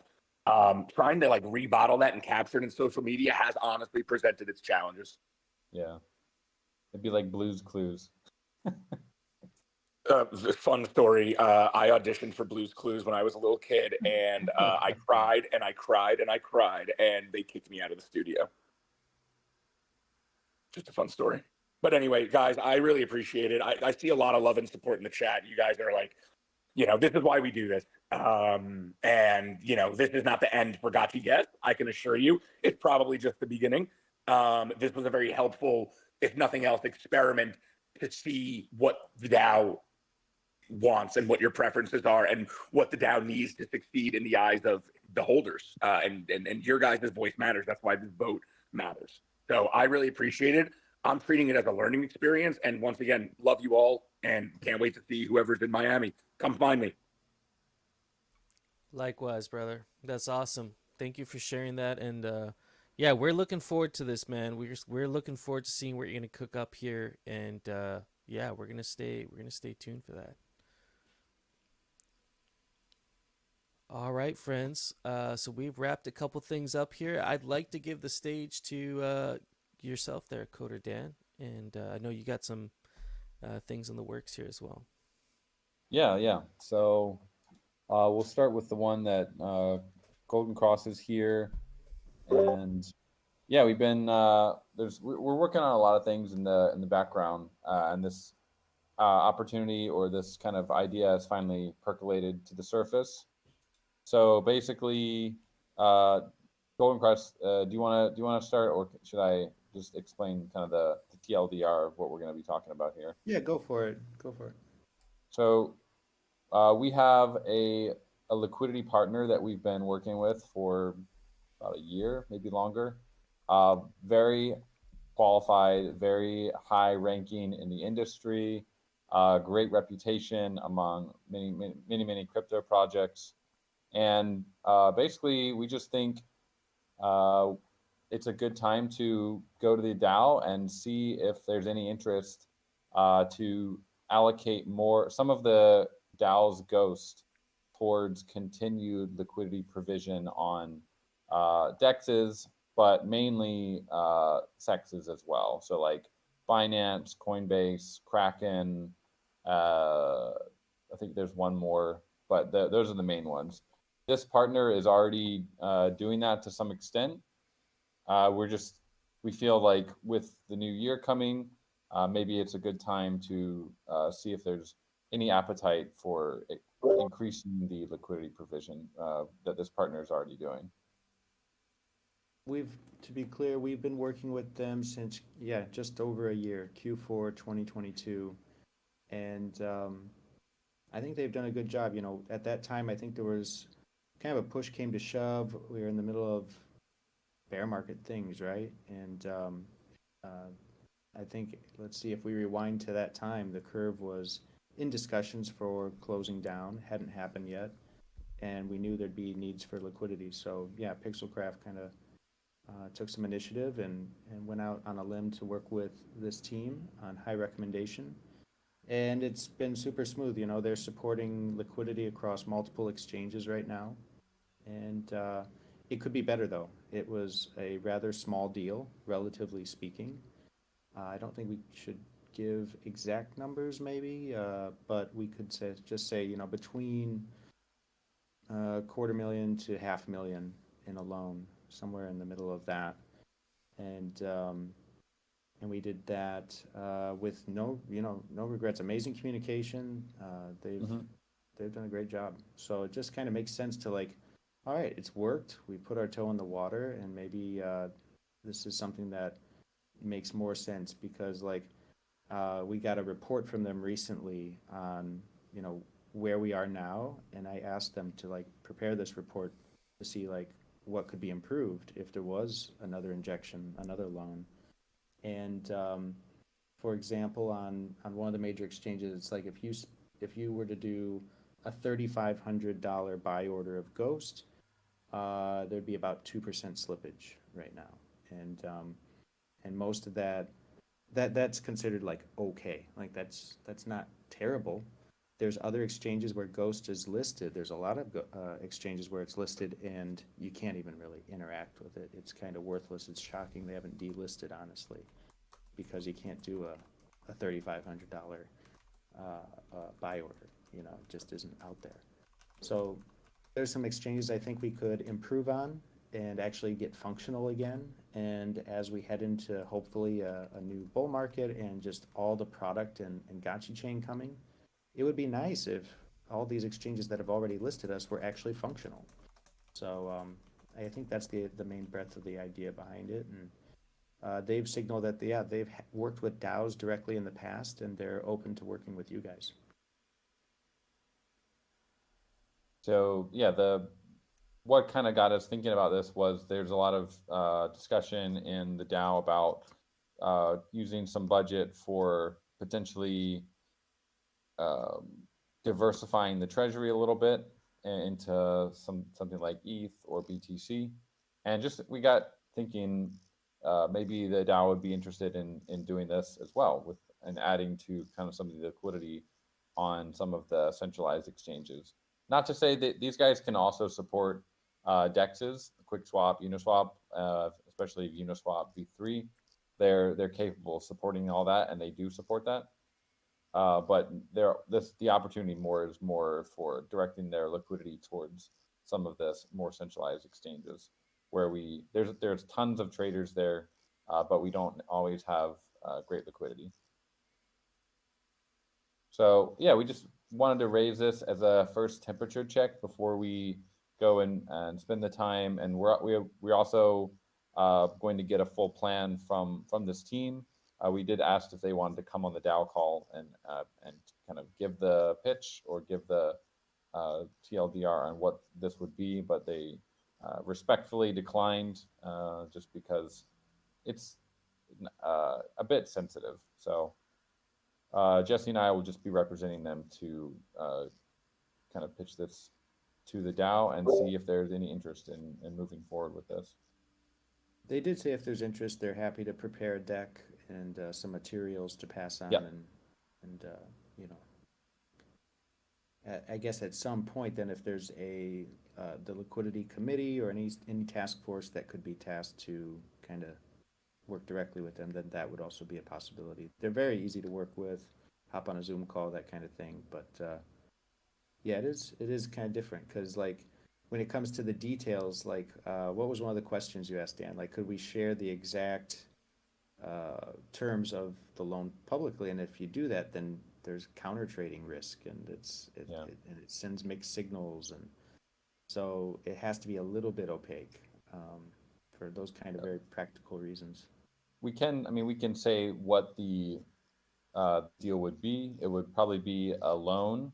So Aavegotchi, what we're currently doing is loaning Ghost to them at a 0% interest, and then there's a strike price or a point where in the future, when the loan ends, their Ghost can be converted back into DAI or whatever stable coin. So something like that would be similar, where the DAO would give this partner a loan for this amount of Ghost, and in the future there would be a strike price that they could basically act on that strike price and convert the Ghost back into DAI when the loan is over. Usually it's 12 to 18 months for this loan. So Heinz is basically the question Heinz is asking is essentially what we're talking about here. Binance is one of the partners that this trading firm, they do handle the liquidity there. Yep, already. And they are actually there. We do have a presence there. That's, like you said, the depth is for a $3,500 trade, it's about 2%. So there is depth. It's just, it could be deeper. Yep, it could be better. If somebody is excited about Aavegotchi or Ghost and wants to come in, it's just difficult right now. We don't have the curve anymore, so there's room for improvement. I think it's fair to say, like, it's pretty obvious. It's all out there. You can go to crypto.com or Huobi and even Coinbase, and they're not really there's just not much there. So it's really hard to interact with it in any meaningful way. But we're listed, and if we could get support across different exchanges like that, why wouldn't we? So, yep, we're happy to help facilitate that if there's interest. The other area they mentioned potentially was perps. They just mentioned that we don't really have, like, Ghost is not very active in any perps, perpetual trading contracts, and that's something they could also facilitate as well. Yeah, it's I mean, no a promises, little bit tricky, but it could be possible. Yeah, they had rattled off 2 or 3 of the perps like listings out there that we could have introductions to and have those conversations. And they did say it's kind of a challenging thing to do, but we have a pretty healthy token with a long history, so we actually probably could get listed on at least one of them, if not more. So we're just curious what the sentiment is to participants here in this call. We have 60 friends on the call at the moment. About. Is this something that in general we'd like to continue pursuing? Or, I mean, Pixelcraft can continue with the loan that we have for them. I just think it would be, the DAO has a much larger treasury of Ghost than Pixelcraft does at this point. So could be interesting to put that capital to use a little bit more. What would be, like the suggested amount that maybe the DAO would want to look at for providing liquidity across these platforms? See, Coinbase, Binance, and a few others there. There's definitely flexibility. Like kind of like a doctor, they prescribe, like in that report, kind of the middle way, like to fix up 3 or 4 exchanges where they get meaningful liquidity, to make the super major ones like Binance a little bit deeper than they are today. To do all that, it'd be probably somewhere between like 500 to 800K Ghost, not USD value, but like that much Ghost would be a loan that they could work with. And to be honest, we've talked to others, like a lot of them, they won't even talk to you unless it's a million plus. And it makes me wonder like why that is the case. Kind of aggressive. So it's actually a relatively small loan still on the big scheme of things. But with that, they could make meaningful improvements across multiple exchanges.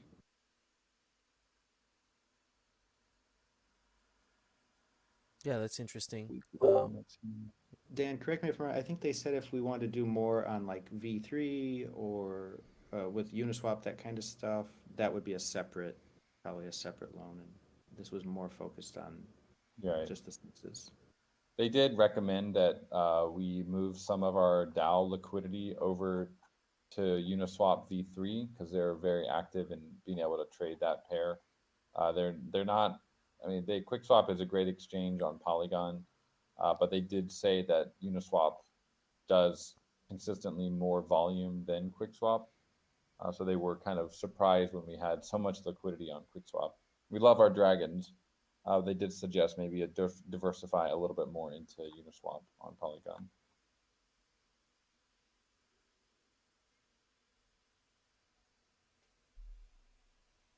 Mike Kelly, I mean, we're basically representing them with the DAO. These are partners. We've signed contracts with them. We've been working with them for a year. Super solid team.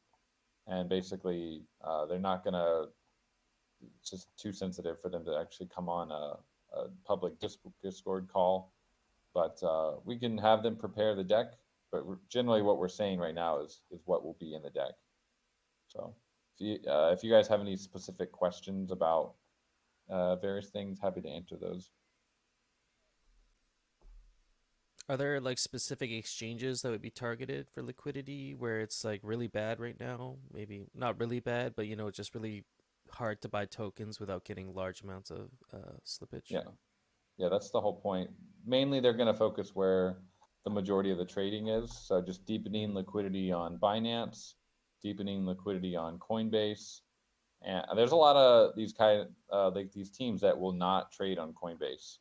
This is one of the few teams that we've met that's actually like, when we asked them, can you trade on Coinbase because we're listed there? They said, yeah, no problem. No problem at all. But a lot of liquidity providers that you work with they're not going to do that. So it's actually very cool that these guys are able to trade Ghost on Coinbase. And then other ones would be Kraken. I think, what was the other one? We were listed on Polynex, but they're going bankrupt now or whatever. So it could be any of the ones where if we have one we want, but they're kind of like looking at Crypto.com as a good example. Places with legitimate user bases and potential listings. So Huobi, if we wanted to, that could be on the short list of ones that could be improved. I guess it's HTX. Yeah, Crypto.com. Was that one they mentioned? I think. Do they trade on Crypto.com? Yep, they do. So that if we wanted to, they could fix things up there a little bit. Be good representation. Yeah, so, like that. These are the ones you're mentioning are like primary like onboarding routes for a lot of people. Yeah, we're not going to go and target like exchanges no one's using. We want to have easy access to Ghost for those that need it for gaming purposes, or just want to hold some of the token because they believe in the project. So right now there are some barriers because the liquidity is just not that great, and so people might. The first thing when you find a new project, the first thing you go and look at is what's their liquidity situation. If it's good, then you keep looking. If there's no liquidity on major exchanges, then you just close CoinMarketCap. Yeah, it's definitely one of the first things anybody with some size is going to check. Like, can I even play with this? So yeah, seems like if you're in the chat and have any concerns, be a great time to mention those. Otherwise, and we're happy to address them. And then we'll probably go forward with a DAO thread first, and then later this month we'll go with a proposal. So we'll maybe Golden Crush. Should we just make that now and we'll just drop it in? We can update that a little bit later, but we'll make the thread here so we can start kicking off the conversation. Yep, we can do that.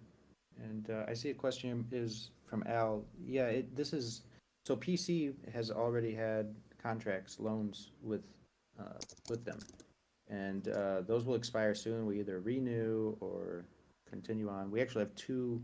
We kind of did a toe in the water and then another loan, so two small loans, one and then another.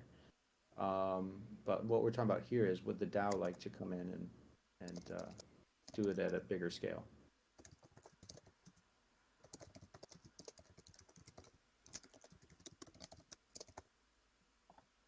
I'm seeing the overall sentiment, at least in this chat, is looking good.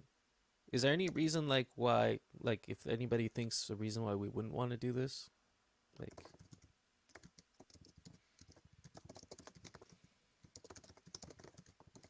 makes sense. I mean, if you're a big project that's building and shipping, you don't want to like have someone come in being like excited about putting maybe 100,000 ghost in and then realize they're gonna have to like give up a couple thousand ghost worth of, tokens just to buy it.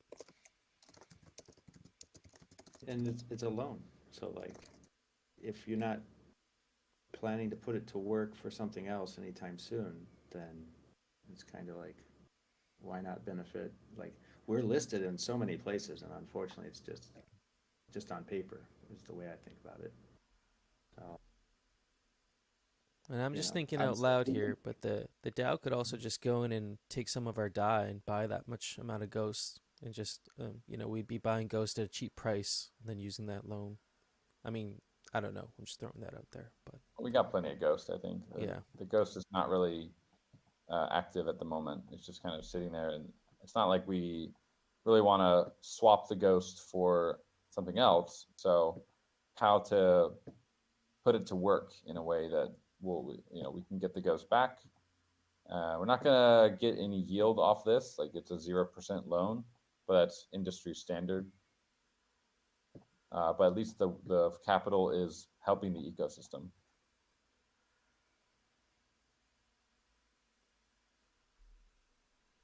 Cool. All right. Well, that's that combo. Feel free to head over to DAO liquidity provision for Binance, Coinbase, etc. In the DAO forum there. Yeah, thanks, guys. Keep it in mind. And Dan, do you want me to go make that forum post? I just made it. Yeah. Oh, you already made it. You went fast. Okay, cool. And so the other topic was about the potions. Just I thought we were having a good conversation in the chat the other day, and since Pixelcraft we're really building out quite a thorough reward system for playing these games, having player progression, profile progression, just unlocking various rewards as you play these games, that it's in a kind of play to own style, not play to earn, but play to own. So you're gonna play these games and you'll earn rewards that you can own on chain, and that will make your experience better in the game, that you can also trade. So I think it's a good time to talk about potions and how the DAO would like to move forward on potentially making some potions, kinship, XP potions, and how many we want to make of them. What should they be? Micro potions? Should they be 1 XP, 1 kinship? Has anyone thought about how we would like to handle this next wave of as these games are coming online? We want to have rewards for them, right? So we've been kind of stingy up to this point, especially with XP, just because we didn't want to overburden the ecosystem with it. And with kinship, obviously, it's basically who's got the fast, not like the best working bot, and is able to keep their kinship afloat. So it's kind of a stalemate, but also not being a stalemate, because it does take a lot of effort to maintain that kinship. And so the idea was like, what if we introduce potions? I think my personal opinion is that soul bound potions would be quite cool. So that you actually play the game and we give you these soul bound potions that you can use to increase the kinship of your gachi or the XP of your gachi. So they wouldn't really be tradable, but they would be bound to your gachi. And yeah, that's pretty much where the thread stopped, I think. And I just wanted to take a little bit of time here to talk about that. Yeah, it's a good it's a yeah, there's right time to I think respark the conversation of potions, and we're getting into like launching games as well. That all plays into it, I think. Like, what are your thoughts on like craftable versus non-craftable potions, even if it's like you're mentioning micro or sub-fractional like XP amounts or kinship amounts? Like craftable with Alchemica is what you're Yeah, saying? Or... yeah. I think we could. I think if it's a craftable with Alchemica, then it's going to be tradable. And Hmm. we're going to, so we want to, one goal we're trying to achieve here is having like cool prizes for people to, when they're playing the game, maybe you discover, a treasure chest, and inside, once in a while, there's going to be a potion that drops, or you kill a monster, and once in a while, there's going to be a potion that drops.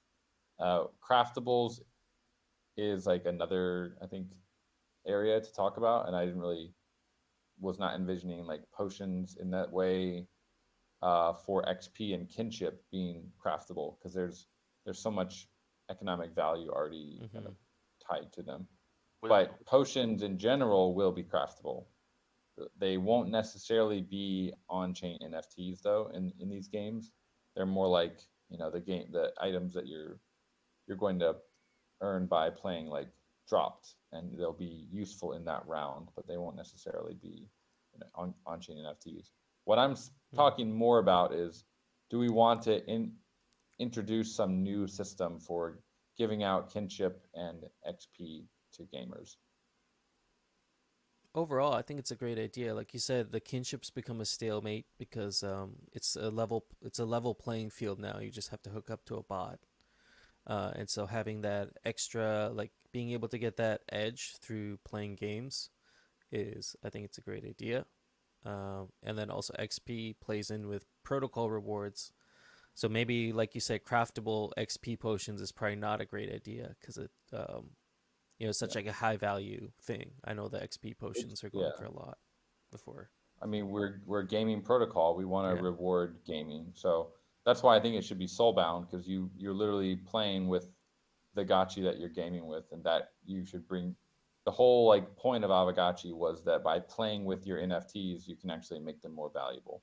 It's not that you can earn items that you can then trade with other players to earn a little bit of ghost. Like, that's nice, but the actual point of Aavegotchi was you're investing time and energy into your NFT, and it's becoming more valuable over time. I love okay, this so conversation because 2 years ago, I think it was when we had our mini games. I was like, can we add fractional kinship points for mini gameplay? So you could pet, but it was also for XP. Like, where if you play the game a lot, like if you're one of those scholars or players who's in there, like hardcore grinding his ass off for like 10 hours a day, your gachi should get stronger because it's literally getting experience in these games. Yeah. I don't know how, Soulbound I think is great because you don't have to worry about speculation and whatnot, and it does increase the value of the assets. I'm 100% down for that in a way that doesn't dilute, I guess, the other homies who are going to be pissed. Yeah, like Crypto Gachi, for example, we want to get everyone's opinion on this because it does affect a ton of people in the ecosystem, especially if we're talking about kinship, like those who have really invested heavily into the kinship leaderboard on rarity farming. It says moving 500 places in the key, like the kinship leaderboard is relatively dynamic, except maybe not at the top, like the top, I don't know, couple spots. But those guys are investing, and they have potions that they're drinking to keep them in those spots. So if they miss a pet one day or something goes down, they they have potions, and you can also buy the potions. Yeah. But there are a lot of people below those top contenders that when we introduced the kinship burn, like there has been some volatility in those ranges. It's just not like the top. Everyone looks at the leaderboard and thinks, oh, it's not changing. Well, it's because there is work that's gone into that, and there is like the fact that they have kinship potions that's helping them. Not super obvious sometimes from the UI. Like if we had a greatest gainer or like an extra column that said increased 3 positions in the last round since the last round, you know, that data is there. It's just not really obviously presented. But there is some movement in the lower ranks, especially. I'd also agree with that, as for the whole pet operator that Orium works with. We've had friends like Phantasma who've come and say, hey, can you create a premium petting bot, because others have backups and all that other stuff, where with Orium, like it's a free service. There'll be times where things will get crazy on the network and we have to delay the pet. Doesn't mean it's not going to happen. You'll still never lose points, but it ends up being, we can suffer from outages and stuff like that, but it's a free service. So at the very top, people are investing to like make sure that their gotchis are getting pet every day. I think this conversation started off talking about kinship, which is fine, but I think potentially the easier win would be introducing like XP potions first, because kinship is like kind of a hot topic, whereas XP it's already kind of been commodified by the sacrificing. And someone did mention in the chat the idea of like, well, what happened if you sacrifice your gotchi? Maybe the kinship goes with it too. I don't know. If we do that, we're kind of blurring kinship and XP, the systems. Like they're not, at that point, they're not that different from each other. But I think the easy win here could potentially be introducing kinship or XP potions for players. And then maybe down the line, we could see how it goes, maybe we introduce kinship potions later. It would introduce like a new dynamic too, because like was said before there with the mini games, people and full on games now, people playing these games are able to participate in this type of gaming without having to sacrifice a gotchi. I know not everybody wants to or has the ability to sacrifice a gotchi, and so being able to be like a really good player, and it just adds a new way for you to actually accumulate that. And then, of course, you have like voting XP and stuff too. So there's many different channels there. Different ways temporary potions, like buffs. For XP? Like a temporary XP?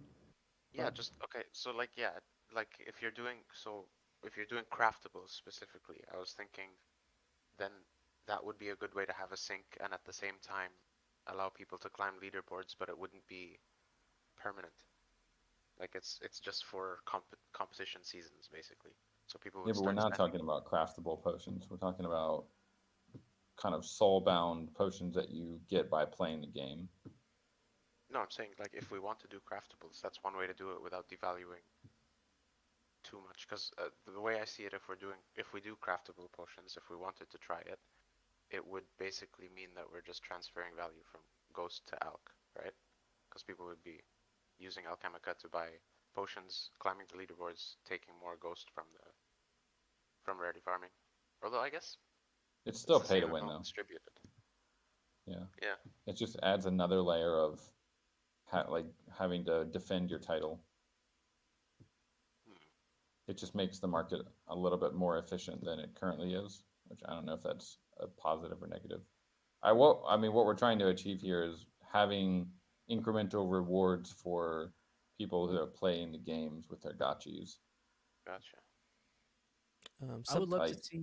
I know there's a lot of pushback. I've said it before, but shifting some of the rewards towards the XP leaderboard, even if we have to do something similar to like what we did this past season, where we just allocate a little more instead of it being 1.5 million ghosts, it's 1.6, and we add a little bit more juice to that leaderboard, because then it will incentivize people to play the games, murder gotchis, all that stuff. And that leaderboard I think is one of the more dynamic ones because it's not that we onboarded a friend who bought 5 gotchis, murdered them, and then moved up to 26 like that.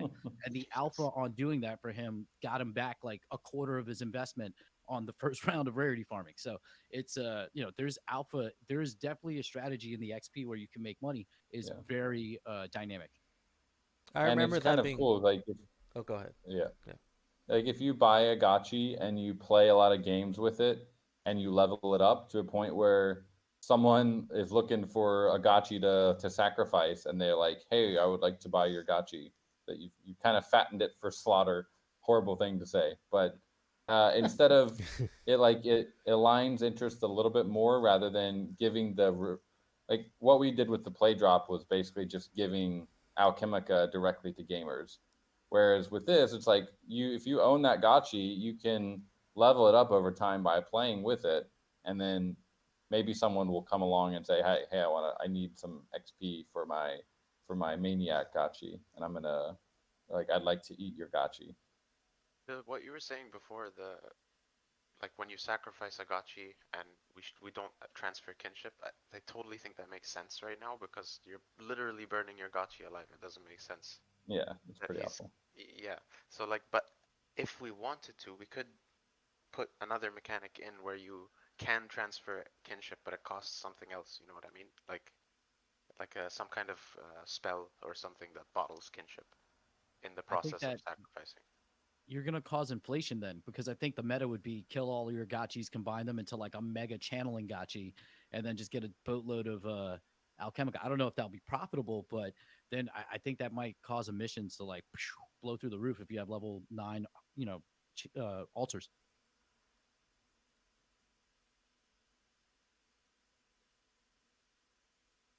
I agree. I kind of agree with Al. Like, let's not make it more complex than it really needs to be. I actually do like the idea of having soulbound potions you can get in the game, and having, like, so if you look at the old XP potions, are you thinking of something like that, or is this XP going to be a lot more fractional, like 0.1 XP, or because they'll probably be quite available, or at least semi-available, right, through these gaming rewards and experiences. Yeah, I think every game would have a budget, and this is something we're probably going to implement anyway with all these games coming out. Every game will be able to apply for some sort of like budget for this sort of reward, and uh, as the DAO, we want to make sure that no game is going to abuse that. And like if they have a budget of 1,000 XP per day or something, that they don't like give it out all to one player at one time.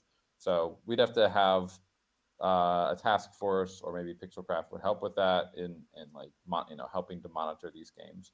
But assuming we can get that system working properly, each game could have a daily or monthly XP budget, and they could mint potions and they could give those to the owners. I mean, maybe they don't even need to mint a potion, right? Maybe it's just, if it's soulbound, it's the same thing as just minting you that XP. Like if you beat a dungeon, or like if you pass a certain level in drops, then you get like 10 XP for your gotchi. So there's different ways that it could be done, but I think what we want to accomplish is bringing value to the gotchi, that as you play with it. Now, where this does get a little bit complex is, what about like if you have scholars that are playing a game with a rented gotchi, they're basically bringing value to the gotchi itself, so they're not really earning anything. So it doesn't really help, with that model. But I think that's maybe there's ways we could get around that.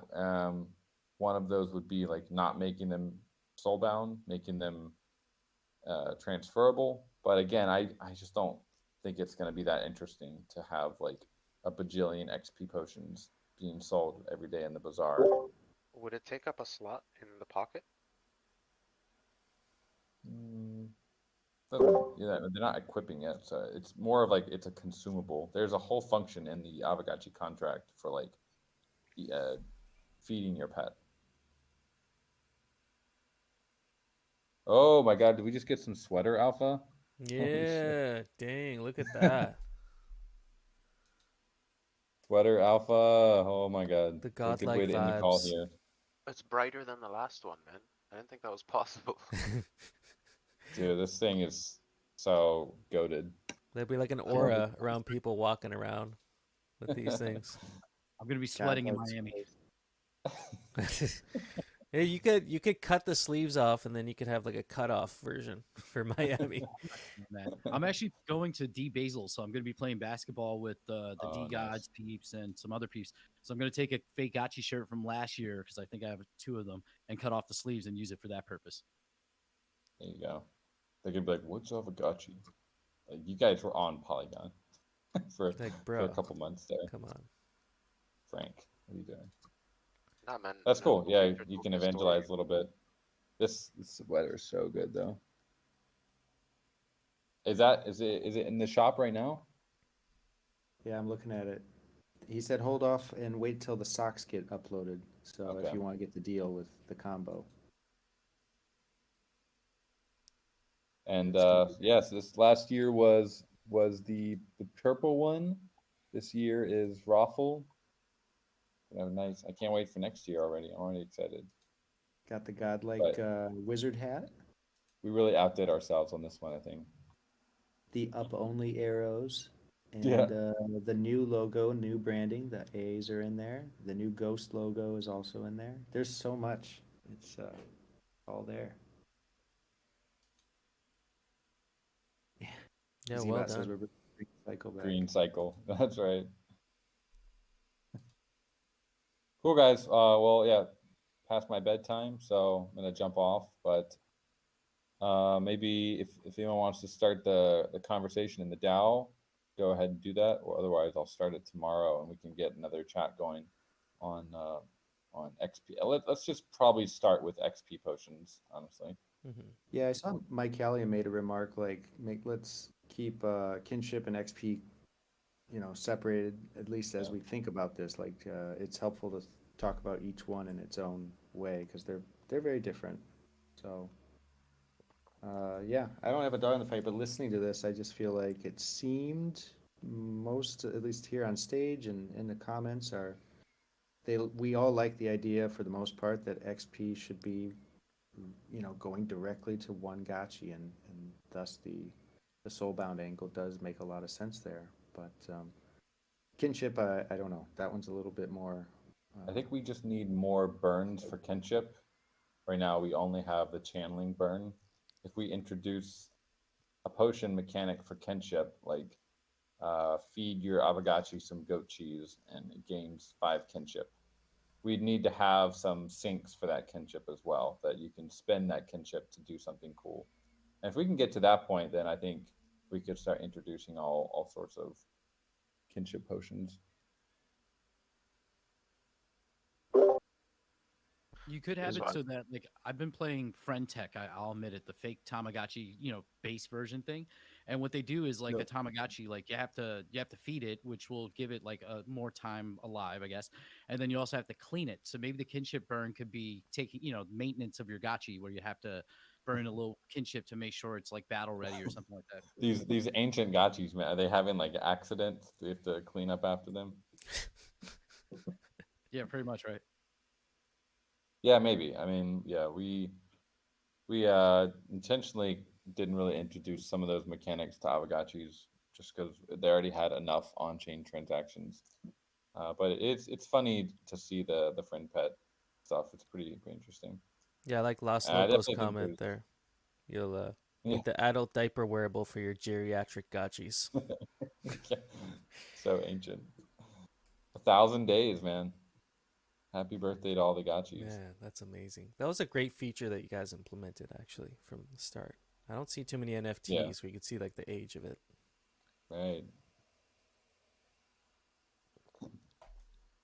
It really is 1 million decades. All right, friends. Have a great rest of the day. Play some Gotchi Guardians. We got about 46 hours left to go. And remember to drop your feedback in the feedback form. I see Hardcore having some issues with monitors. I'm a single monitor man, so I unfortunately cannot help you, sir. One more thing I want to point out before we end off the call here. We're talking about diversifying our treasury out. There's some really good conversation going on in the DAO forums. Threads started by Oliver Spoon talking about possible other assets that the DAO might want to look at here. This is a little bit time sensitive, maybe. There'll probably be some opportunities here for the DAO to get some of these assets and maybe diversify away from DAI partially at least. I know that was part of the initial conversation of moving away from the bonding curve also. So it's kind of picking back up on that now. The best time was 3 months ago. The second best time could be now. We'll see what happens if these ETFs start getting approved. Oh man, but I agree. We could move some of the treasury into some of the blue chips. Mm-hmm. That'd be a smart move. So yeah, let's keep that conversation going. I'd like to spend some time maybe next week on that and really get some ideas down and see if we can, get some sort of plan or movement on that one. Yeah, Halvening coming up. There's definitely some big events coming up, and I think the DAO would really benefit from doing that. So, yeah. A couple more reminders here, and I actually see Thrax wants to do a giveaway, so I'll give you the stage here in a second. Remember to go vote for Lagan's Strategachi. See that graphic there? Go vote on that. And Thrax, stage is yours, man. Yo, okay, so the challenge was anyone who outbid my price on Lagan's thing gets entered into a draw for that Titan. And then basically last day, this Chad, I believe it was Yannick, I'm not 100% sure, came in and outbid everything. So I'm gonna give him one anyway, and I'm just gonna roll for the rest of the remainders. And we'll see who wins. I'm just gonna use wheel of names in here. Do it. Oh.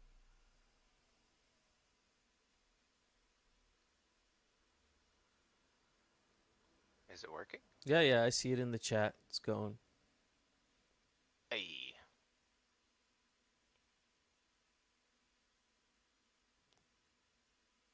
There we go. So congrats to whoever that is. Winner is OX1B FE2A. It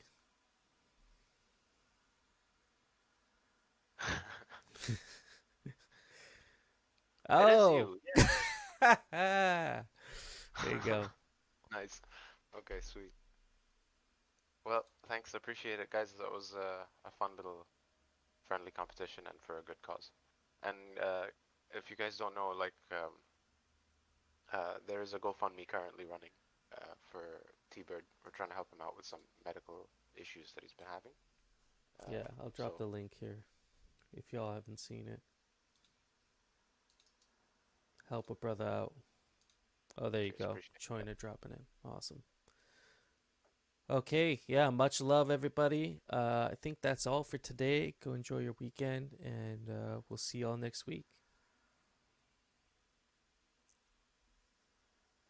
Take it easy, fam. Peace. Peace, everyone.